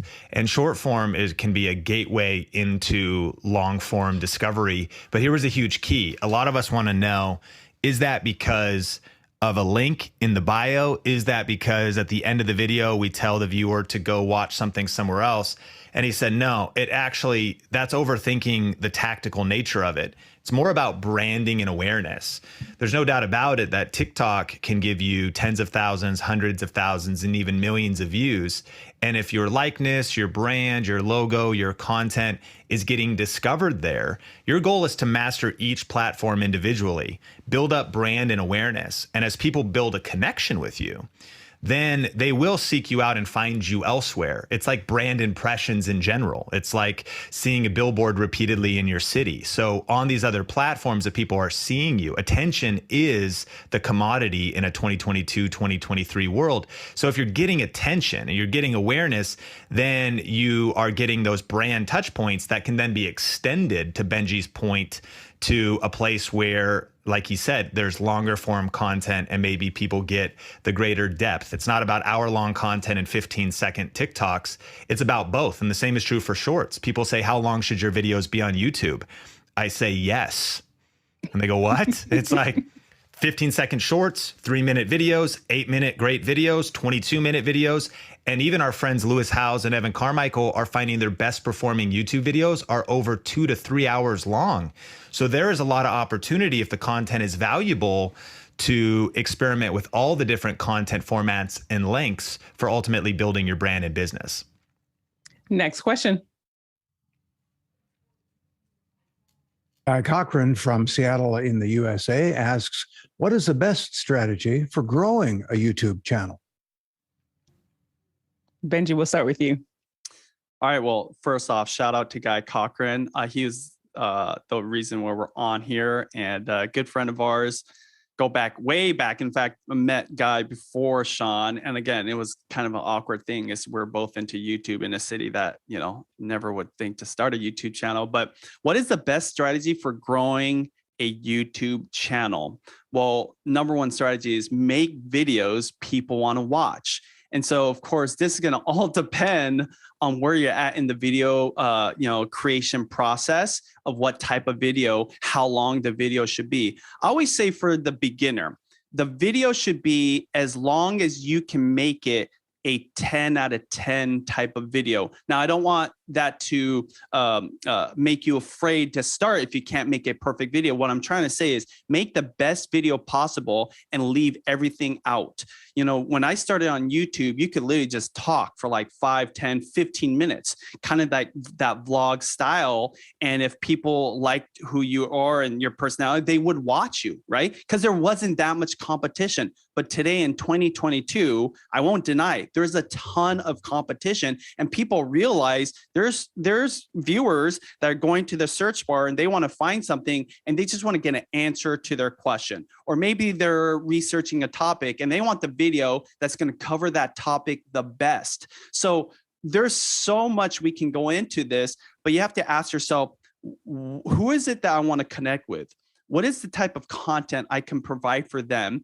And what is their intention for YouTube? What are they putting into the search bar? And, one of the first things I do when I'm consulting with somebody or coaching somebody that's just starting out is, say you're in a business like real estate and you're a real estate agent and your goal is to get more listing clients or people that want to buy houses. Well, I say, well, what are the top 10 questions people are asking you all the time? Or what are the top 10 questions you think they're putting into YouTube? You want to make the very best video of those top 10 questions, of those answers, of those questions. And that's where I would start. Don't worry about talking about your business or you've been doing real estate this long. Everybody wants this amazing intro. No, you want to get right to the point. And one more thing I want to add, and of course, I'm sure Sean can go deeper into this. When you watch other creators' videos or you go to other channels and you see that they've got an hour-long video or 2-hour-long video, remember, take into context they've been building up this tribe of people that love them and are willing to watch 1 or 2 hours. And maybe they are the expert and the people watching them are looking for more than just the answer. So don't just copy what other people are doing. Start simple. And this is why I love a TikTok. This is why I love YouTube Shorts, because the video that is a 10 out of 10 might only be 60 seconds. It might be 2 minutes. It might be 3 minutes.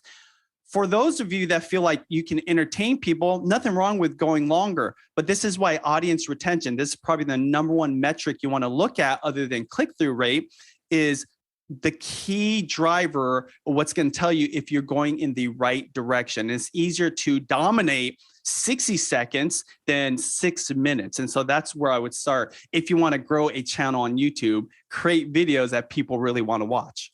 So that goes back to the idea around the search engine, like the intent of why people would go to YouTube to search for whatever those questions that are real, anyone looking for real estate would want to have or want to see and get to it quickly.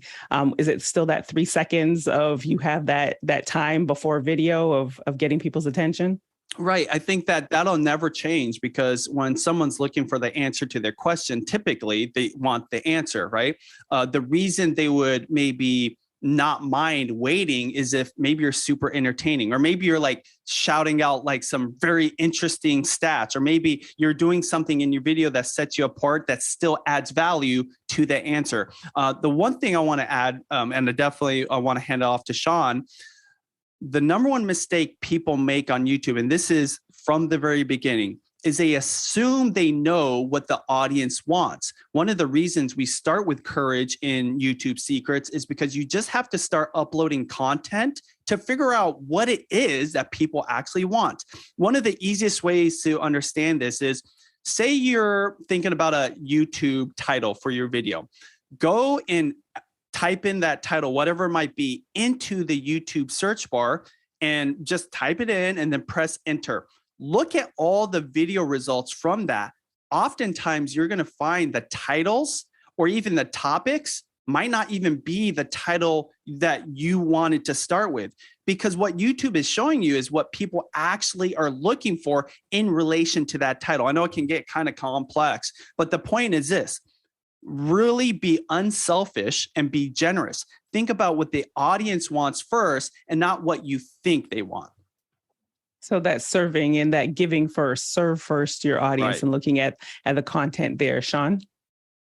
Yeah, I mean, when it comes to the best strategy for growing a YouTube channel, I really think there's two, and Benji hit the first one. And the first one is answer specific questions. You know, we call it the ASQ strategy, and it's what are the specific questions your audience is asking, your target audience is asking, and making videos around those. But it's kind of like investing. And any good financial advisor would tell you that when it comes to investing, you want to have some safe, low-risk investments. And that's what answer specific questions is. It's kind of slow. So if you want to really grow your channel, the thing with answer specific questions is it takes time, especially in a 2022 world.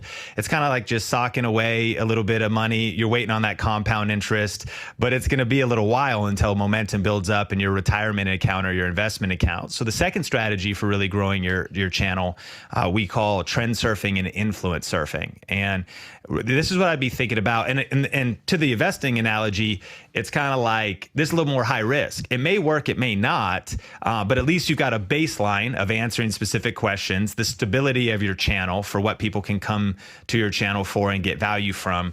But trend surfing and influence surfing is where you would see the big growth opportunities. So Benji mentioned a real estate example. You might make videos how to buy a house, 8 things, you should never say to, when trying to buy a house or interview an agent.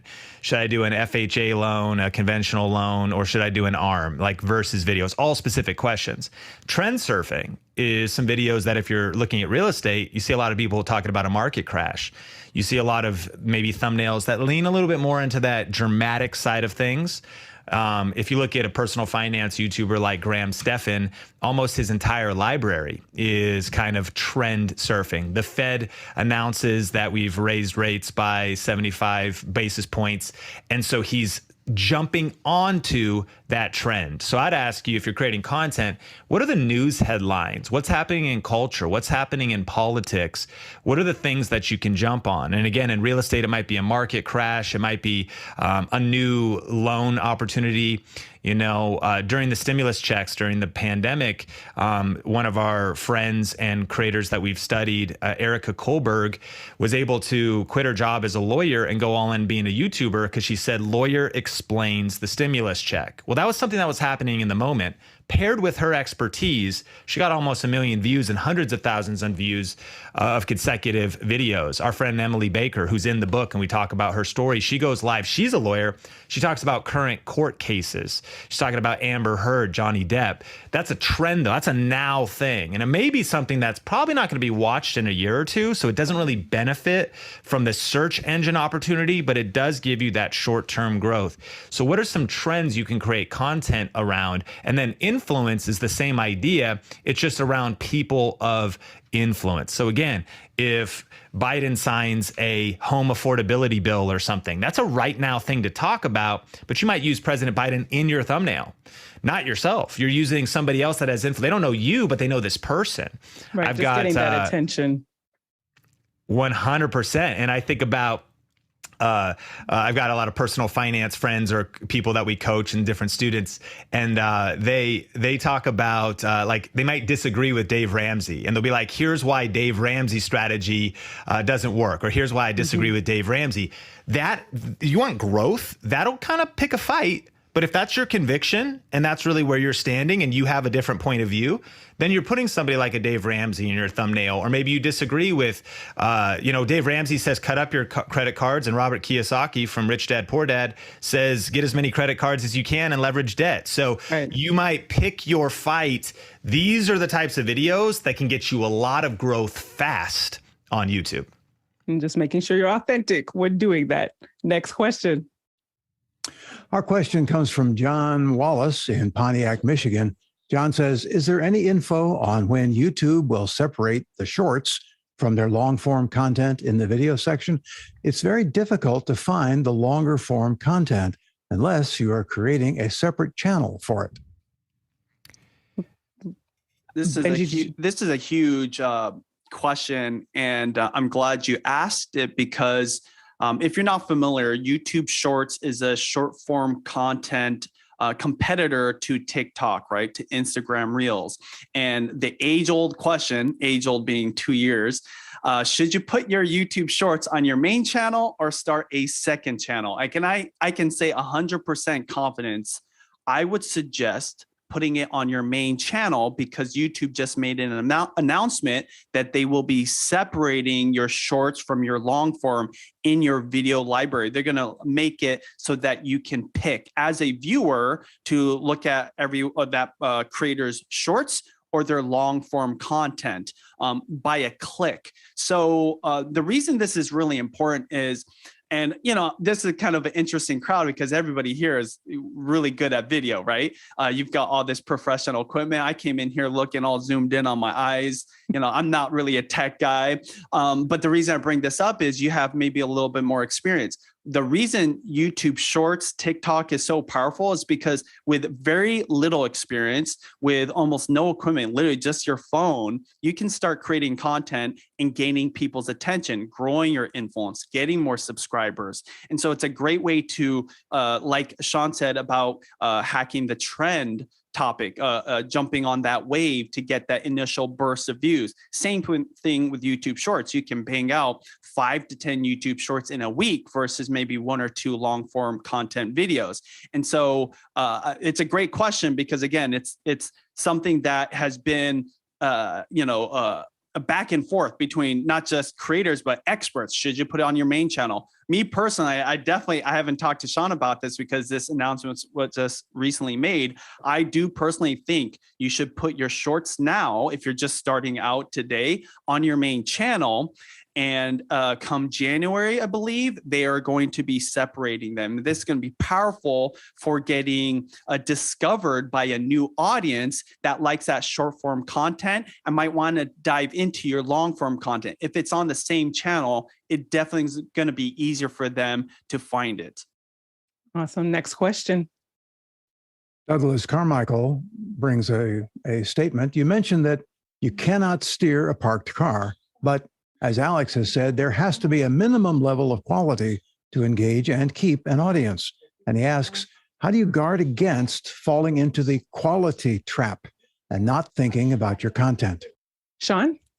I think that quality is subjective. And so I especially think for this community who are kind of just like me, we're gearheads, we can fall into the quality trap. Quality is defined by the audience. I think about Andrew Finney, one of our students. He's a Las Vegas real estate agent. And 5 years ago, he posted a video on 8 things not to say when purchasing a house. And he was sitting there. The framing was entirely wrong. Before we, got ready backstage, they had a matrix. I was putting my head in the circle. That the frame was getting right. There's a whole team getting the audio right. Things are happening. This is not. He was using the on-camera mic of his Logitech webcam, zoomed out wrong, framed wrong, everything wrong about the quality. Now, on top of that, it was also one of his first videos, and his energy wasn't great. His delivery wasn't very good. And so a lot of us would judge the quality to say, well, you need a minimum level of quality. But here's my argument. You could see him, you could hear him, and let's look at the math. The video has 304,000 views. He's one of the top agents in Vegas because how did we define quality? The viewer got their question answered. He didn't have a lot of fluff in there. He just sat there kind of awkward, but he delivered value based on his expertise. So I think that quality is subjective. I think that in certain industries, maybe there's a higher expectation of quality. But when people are watching YouTube, they don't think that this is going to be The Mandalorian or, like a George Lucas movie or Jerry Bruckheimer. They're not looking for the best production value. They're looking for content value. And so if you've got a smartphone, you have some decent audio, what promise have you made in the title? And are you delivering that promise in the video? And that's why I say you can't steer a parked car.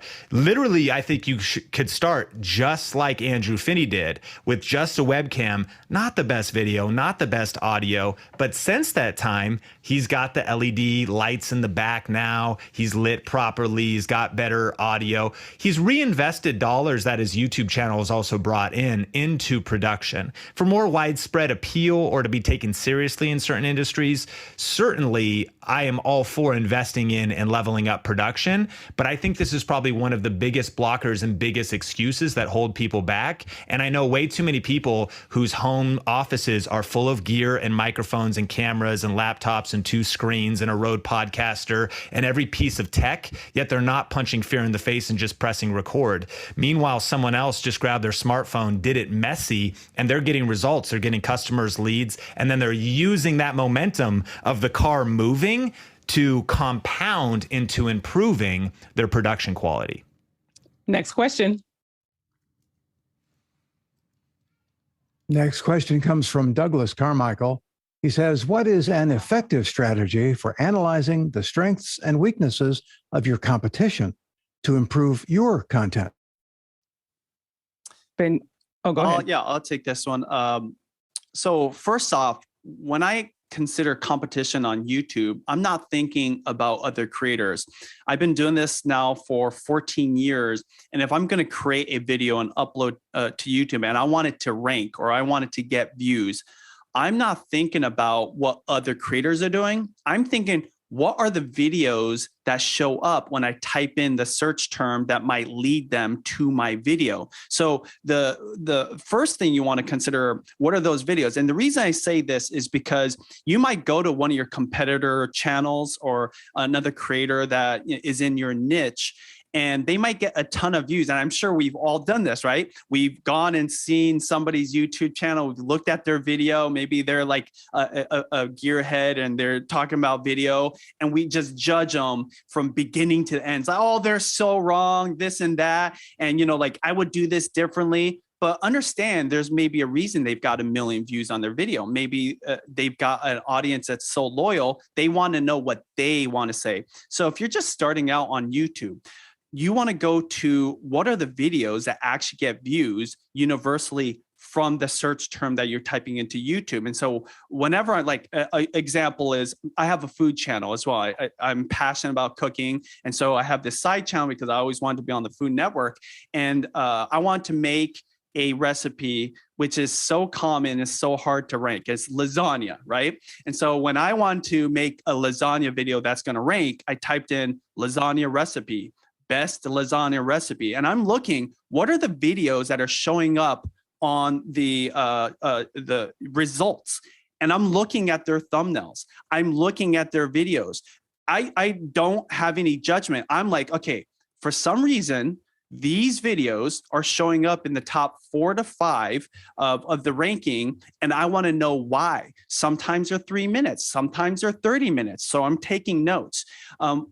In addition to considering where they're at as a creator, right? Do they have 1 million subscribers and that's why they have 100,000 views? Or do they have 0 subscribers but they got 1 million views? I take that into consideration. One other thing I would consider is, where are you at in the video creation process? If you've never edited a video, don't go and try to replicate a 30-minute video, right? So I think that's one of the things I would do to analyze. Number one, what their thumbnail is, right? Why is it that people are clicking through to their videos? And then secondly, what is it about their video that you think other people are interested in their content and continuing to get views? So I always start with the search bar and what ranks, and looking at what those videos are doing to get that ranking. So thumbnail, the kind of content, and going into the search bar and seeing how they show up and focusing more so on the content than actually the competition part of 100%, things. Because no one ever said, I watched this YouTube video because they got 1 million subscribers. And I think that's the one thing that's changed. And this is why YouTube is so significant and still king of the hill when it comes to long form content. And I believe in time short form content is because they want to put the best video to the viewer, not the video from 1 million subscribers. One of the biggest complaints that creators have that have been doing this for a decade, or they upload 1 million videos, is, oh, YouTube's trying to throttle me down. No, YouTube thinks that this other person's video is better than yours, and that's why you're losing views. And this happens a lot with seasoned creators. I think the lesson there is, ultimately, if you always think about what the viewer wants and you make the best video for them, even with 0 subscribers, and we're seeing this more and more now than ever, with 0 subscribers, you can get 1 million views. And I've seen channels upload 1, 2, 3 hour videos with a small audience. And just because it hammered on that topic in a way that was good for the viewer, they're just gaining momentum and having evergreen traffic. And YouTube, that's what makes YouTube powerful. And this is why quality is always what you want to consider when creating a video that you want to get views on. Next question. Roscoe Jones from Brea, California asks, does the production quality matter from the beginning of their postings? I think we kind of touched on this a little bit, but Sean, do you want to add more? The only thing I'd actually add is I actually think that production quality can slow you down. I've learned that complexity is the enemy of execution. And what can happen is, if there's too many moving parts, there's too many pieces to your workflow, again, it's just slowing us from getting that product to market. And so I think that in entrepreneurship, we call it minimum effective dose. I heard another leader say get mo. And GETMO stands for good enough to move on. And so I think, with iPhone 14, 13, 12, iPhone 8 is like good enough to throw a tripod on that thing, grab a Rode Wireless Go, clip that thing on your shirt, sit in front of a window, call it good. I'd say actually try to create the simplest workflow possible, because it's about getting your content to market a whole lot less than it is about high production quality. And that just makes so much sense, especially with how much we're consuming, the hours and hours of content that people are consuming on YouTube. And if you hit it with your answer, then people are typically going to click to see what else are you talking about. John? I would say one thing: if you dread the setup that it's going to take to create your content, you're never going to create the content. So just make that barrier of entry very low. When it comes to creating music, painting, whatever you're doing that's artistic, that barrier entry to actually get it set up and going is hard. Don't do it. There's a reason there's a keyboard and guitar sitting next to me. If they're in the case, I'm never going to touch them. Next question. Our next question comes from Paul Valhus in Austin, Texas. He asks, should you have multiple YouTube channels with the same content? Are you solely using YouTube? Who wants to take that one? Quick answer for me, it's no. I think focus is key. And are you solely using YouTube? I'm not really understanding that question. I do believe, though, if there was one platform, and this is going to be super biased because we wrote a book called YouTube Secrets. If there is one platform you want to be on that's the most powerful, it is YouTube. And with the addition of YouTube Shorts, it's really dominating the space. Now, credit to TikTok, they are still the leader when it comes to short form content. But when it comes to thinking about the future, YouTube is doing that more than any other platform that I personally know of. Sean, I'm not sure if you would want to take that a different way, but I think that we didn't create multiple channels when we started Video Influencer. We're like, hey, super focused. This is the place we want our audience to go. Yeah, I think that this is the biggest question here is time and resources. And your resources would include money and human resources.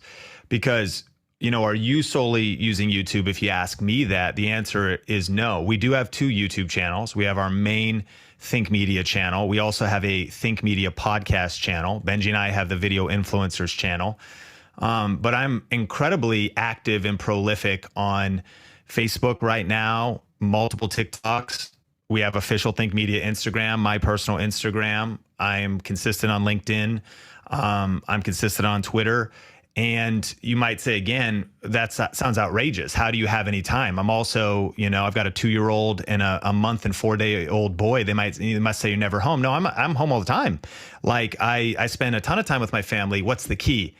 Team, systems, and resources. I've got 23 W-2 employees working for Think Media. So the worst thing you could do is to compare your beginning to somebody else's middle, or try to imitate somebody who says, we'll post 300 pieces of native content this week on the internet.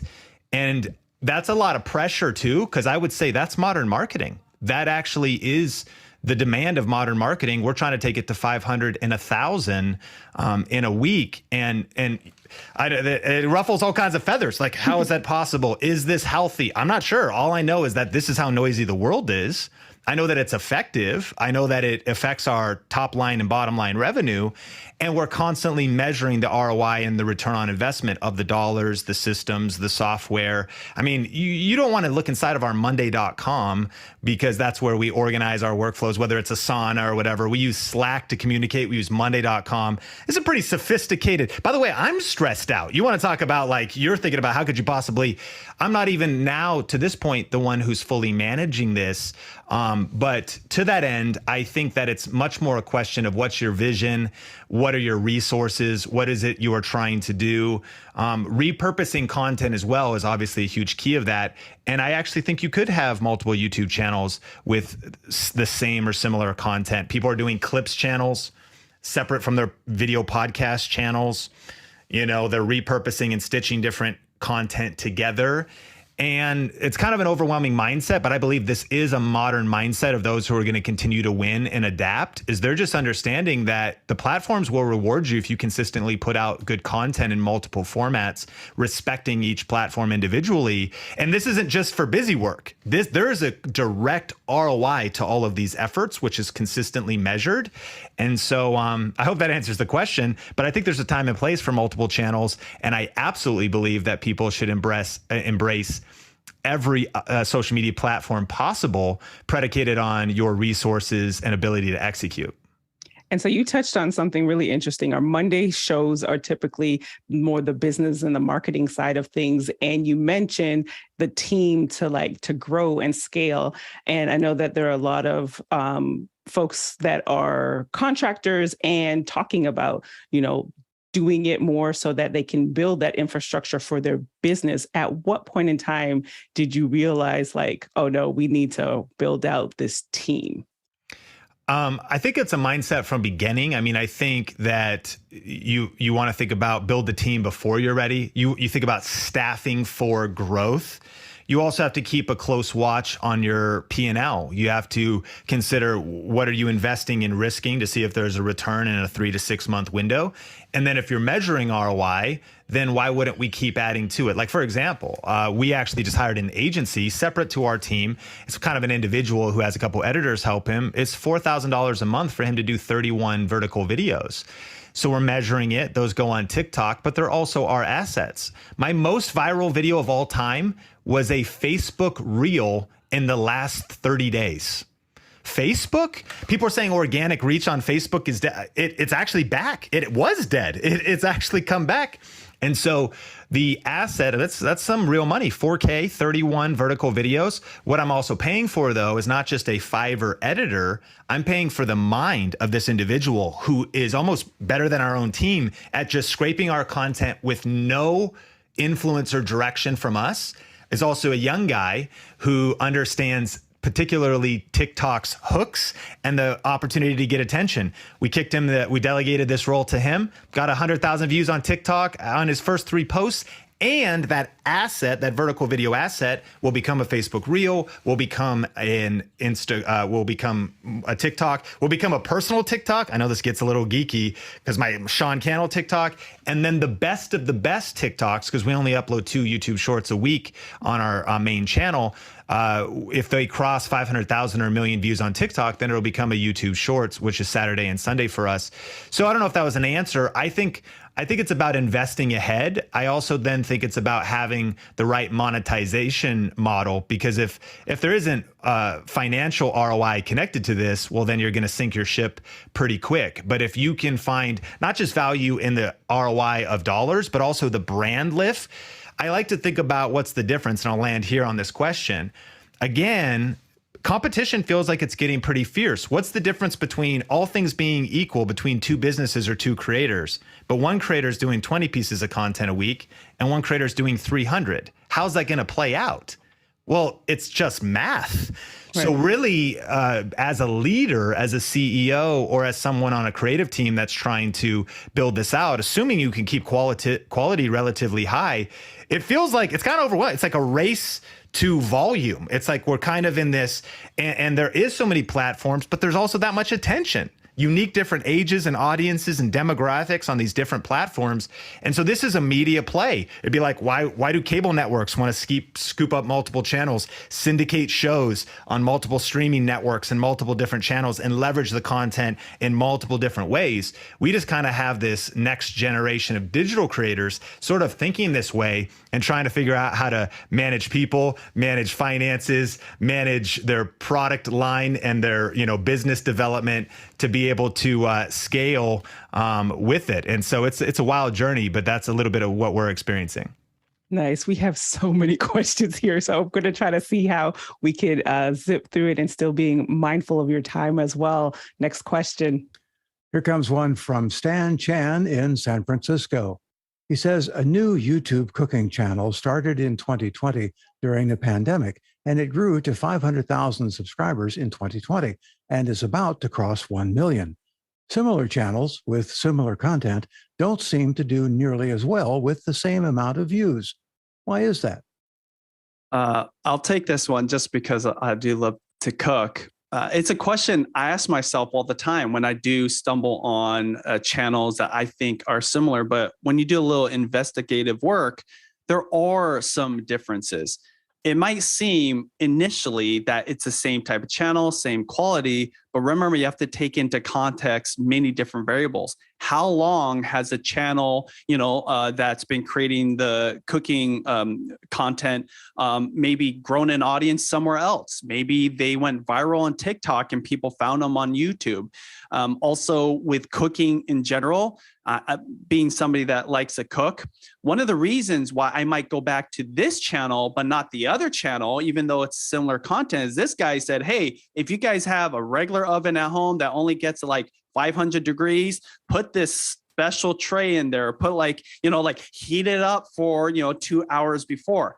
It's those little nuances that make the difference. And ultimately, and this is maybe the harsh truth, there was something better about this other person's videos. That could be more informative. It could be more entertaining. I think a lot of people do this often is they put too much weight on their own personality, thinking, oh, I'm super fun, I'm super entertaining. I know I've had those moments where I thought I was a stand-up comedian, right? And so, being a little bit more objective, and again, I don't think it's as important to ask, why is this one not getting as many views, as ask yourself, why is this one getting more views? And more importantly, what am I going to do to get views? One of the things that Sean mentioned earlier was, you start with questions, or secondly, you're going to start with, trends or riding different waves,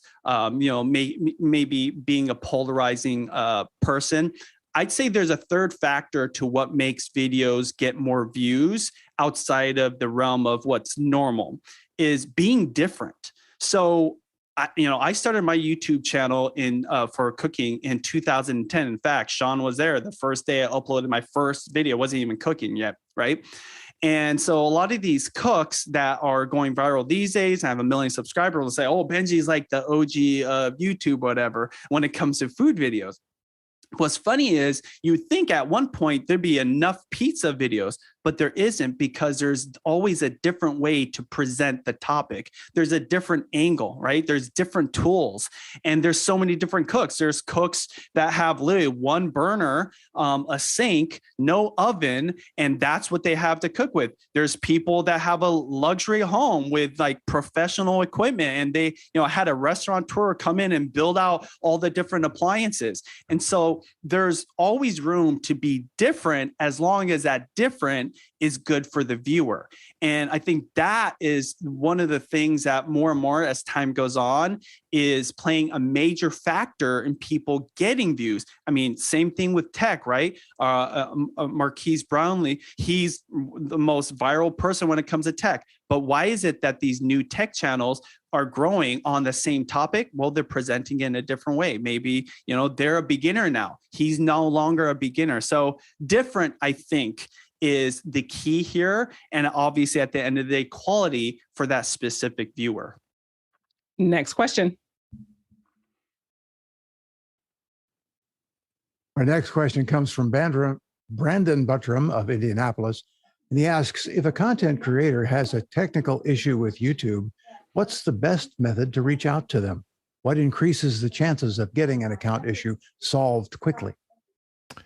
Twitter seems to be the only one. The YouTube creator's Twitter is infamously the best way to get a hold of YouTube, and back-end emails, kind of notably not very great. I can see it from both perspectives. YouTube is absolutely massive. There's a lot of creators, and they hire a ton of staff, and it can be very difficult to get a hold of YouTube. But actually, their Twitter seems to be one of the best ways to get their attention. And that's the YouTube creator Twitter, by the way. Alex? Yeah, Rene Ritchie is the person you want to try to keep your eye on. That's his job at YouTube. Which is smart. Then you could tweet Rene directly as well, or kind of going him. back channel. Yeah. But Rene's your point of contact. Next question. Arjan Shandil of Los Angeles asks, what's the number of subscribers needed to reach on YouTube channel to unlock additional resources from YouTube? I can give you this rapid fire. A lot of people, of course, are shooting for the 1,000 subscribers, and for 100,000 hours of watch time, that's when you get monetization. They recently announced that if you have 1,000 subscribers and you hit a certain number of shorts views, there's a new monetization announced. They're going to be playing ads in between shorts, splitting revenue with creators. At 10,000 subscribers, you unlock YouTube Stories. A lot of people don't know about that feature. In fact, in one of the new chapters in our book, we talk about new YouTube features. You need a certain number of subscribers to unlock live streaming from mobile. You can live stream on a brand new channel if you push it from a desktop. 1,000 subscribers is your community tab, which is kind of your social media feed, like a Facebook feed. These features, too, are very underutilized by most creators, whether it's YouTube Stories. They just lowered the standards for your merch shelf. 1,000 subscribers, you can integrate merch right into your YouTube channel. And once you get monetized, you can start using things like Super Chat and Super Thanks. And so that's the main ones. I don't know if Benji could think of any others. But once you kind of cross over that 10,000 subscriber threshold with a certain number of watch time hours within a 12-month period, you've pretty much unlocked everything. Next question.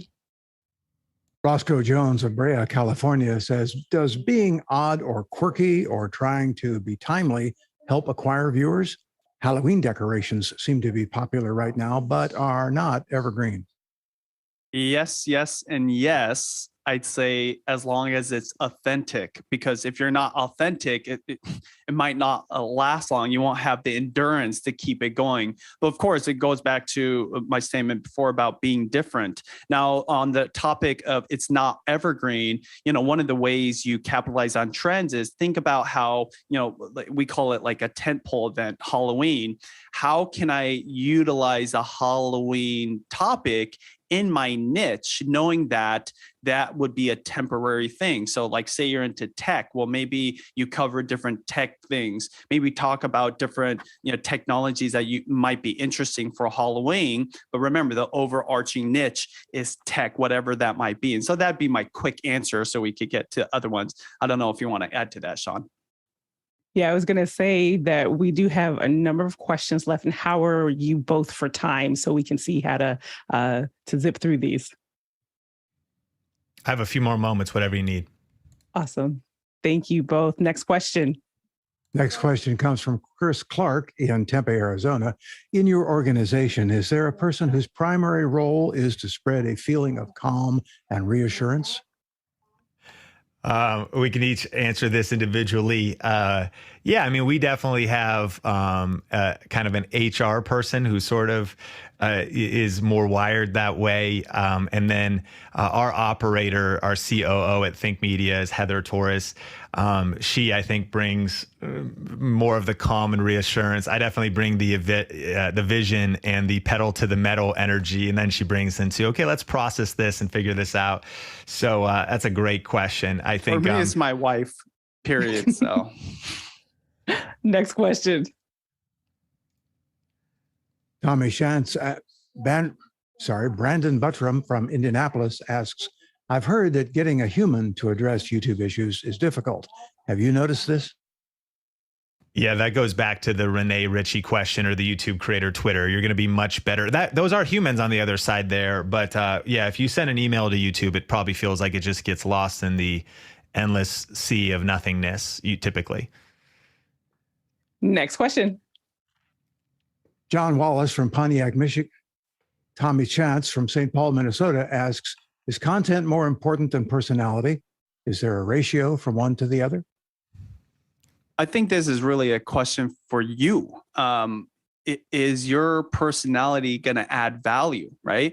Or are you somebody maybe isn't as personable, maybe not as entertaining, and you lean more on the content side, whether that's content quality or information? So it's such a loaded question because it's all going to be determined by your niche and the people you're trying to reach out to. I would say this. Personality is playing more of a role in getting more views or getting discovered than ever before because there is so much competition and the age-old, adage of like be yourself, right? I think it's more important than ever to be that because there are so many options out there. Next question. From John Wallace in Pontiac, Michigan, Mr. Beast is starting to make content in multiple languages, voiceover, using translators. Do you think this will continue with more content creators? We'll give you both the final words here. Yeah, I think it absolutely will. I think your content should be at scale first, meaning it's reached a threshold and a tipping point, and the content itself is proven. He also uses a service. It skips my mind, but they do it in a very quality way. So I think the execution of the voiceover and the dubbing and the editing and the blending of hearing the quieter English as well as the louder, native language, all those nuances, I think, help it work. And Mr. Beast's content is so great that it really is translated into a lot of, different cultures, countries, and other channels are doing the same. And so I think it's a self-awareness play. We've considered it as well. And it's also a research play. And, Benji actually has some experience in this world as well. So I think it's something to pay attention to, but I think there's also maybe some cautions to have on whether or not it'll work. Yeah, the last thing, I'll take it in a different direction. Obviously, a relevant question, especially if you've already got content and got traffic. A question you want to ask yourself if you really want to succeed on YouTube: is this new thing or this strategy you're implementing a gimmick and a novelty versus what you're really trying to avoid, which is create quality content? The 7 C's of YouTube: courage, clarity, channel, content, community, cash flow, and consistency. All really important principles. But I'm sure without hesitation, Sean would say the most important for the viewer is your content. And so if I'm starting from zero, or even today, say I want to reinvent myself, say I want to take my channel to the next video. What's great about YouTube is the video that matters. It's the value that you deliver to the viewer on the other side that it is so much more important than any other thing. One of the big questions: do tags matter? Yes and no. If you're a new channel, you should definitely use tags. If you're a seasoned creator, you've already been on there for a decade, it doesn't matter at all. But what does matter to the viewer? The video, right? Does it do for the person what they expect to do? Everybody can relate to this. And the last thing I want to leave you with, think about your user behavior on YouTube. What is it that you do to get to the content? Reverse engineer that, and usually the answers to a lot of your questions are in there. And it's usually probably not start another channel in Spanish. It's not like do this SEO thing. It's usually, this was a video that showed up in the top 3, or this is a video that I just really had a good vibe with this person and he answered my question. And so at the end of the day, I always leave people with that, because that's so much more simple, even though it can be daunting because maybe you're just starting your editing, journey. But always, always, always default to quality video for the viewer. Awesome. Thank you so much, Sean and Benji, for spending our second hour with our Office Hours community. To our producers, thank you so much for your questions. There were a lot of them, so we'll have to have you both back in the future. And to our panelists, thank you for your contributions and answering questions in the first hour.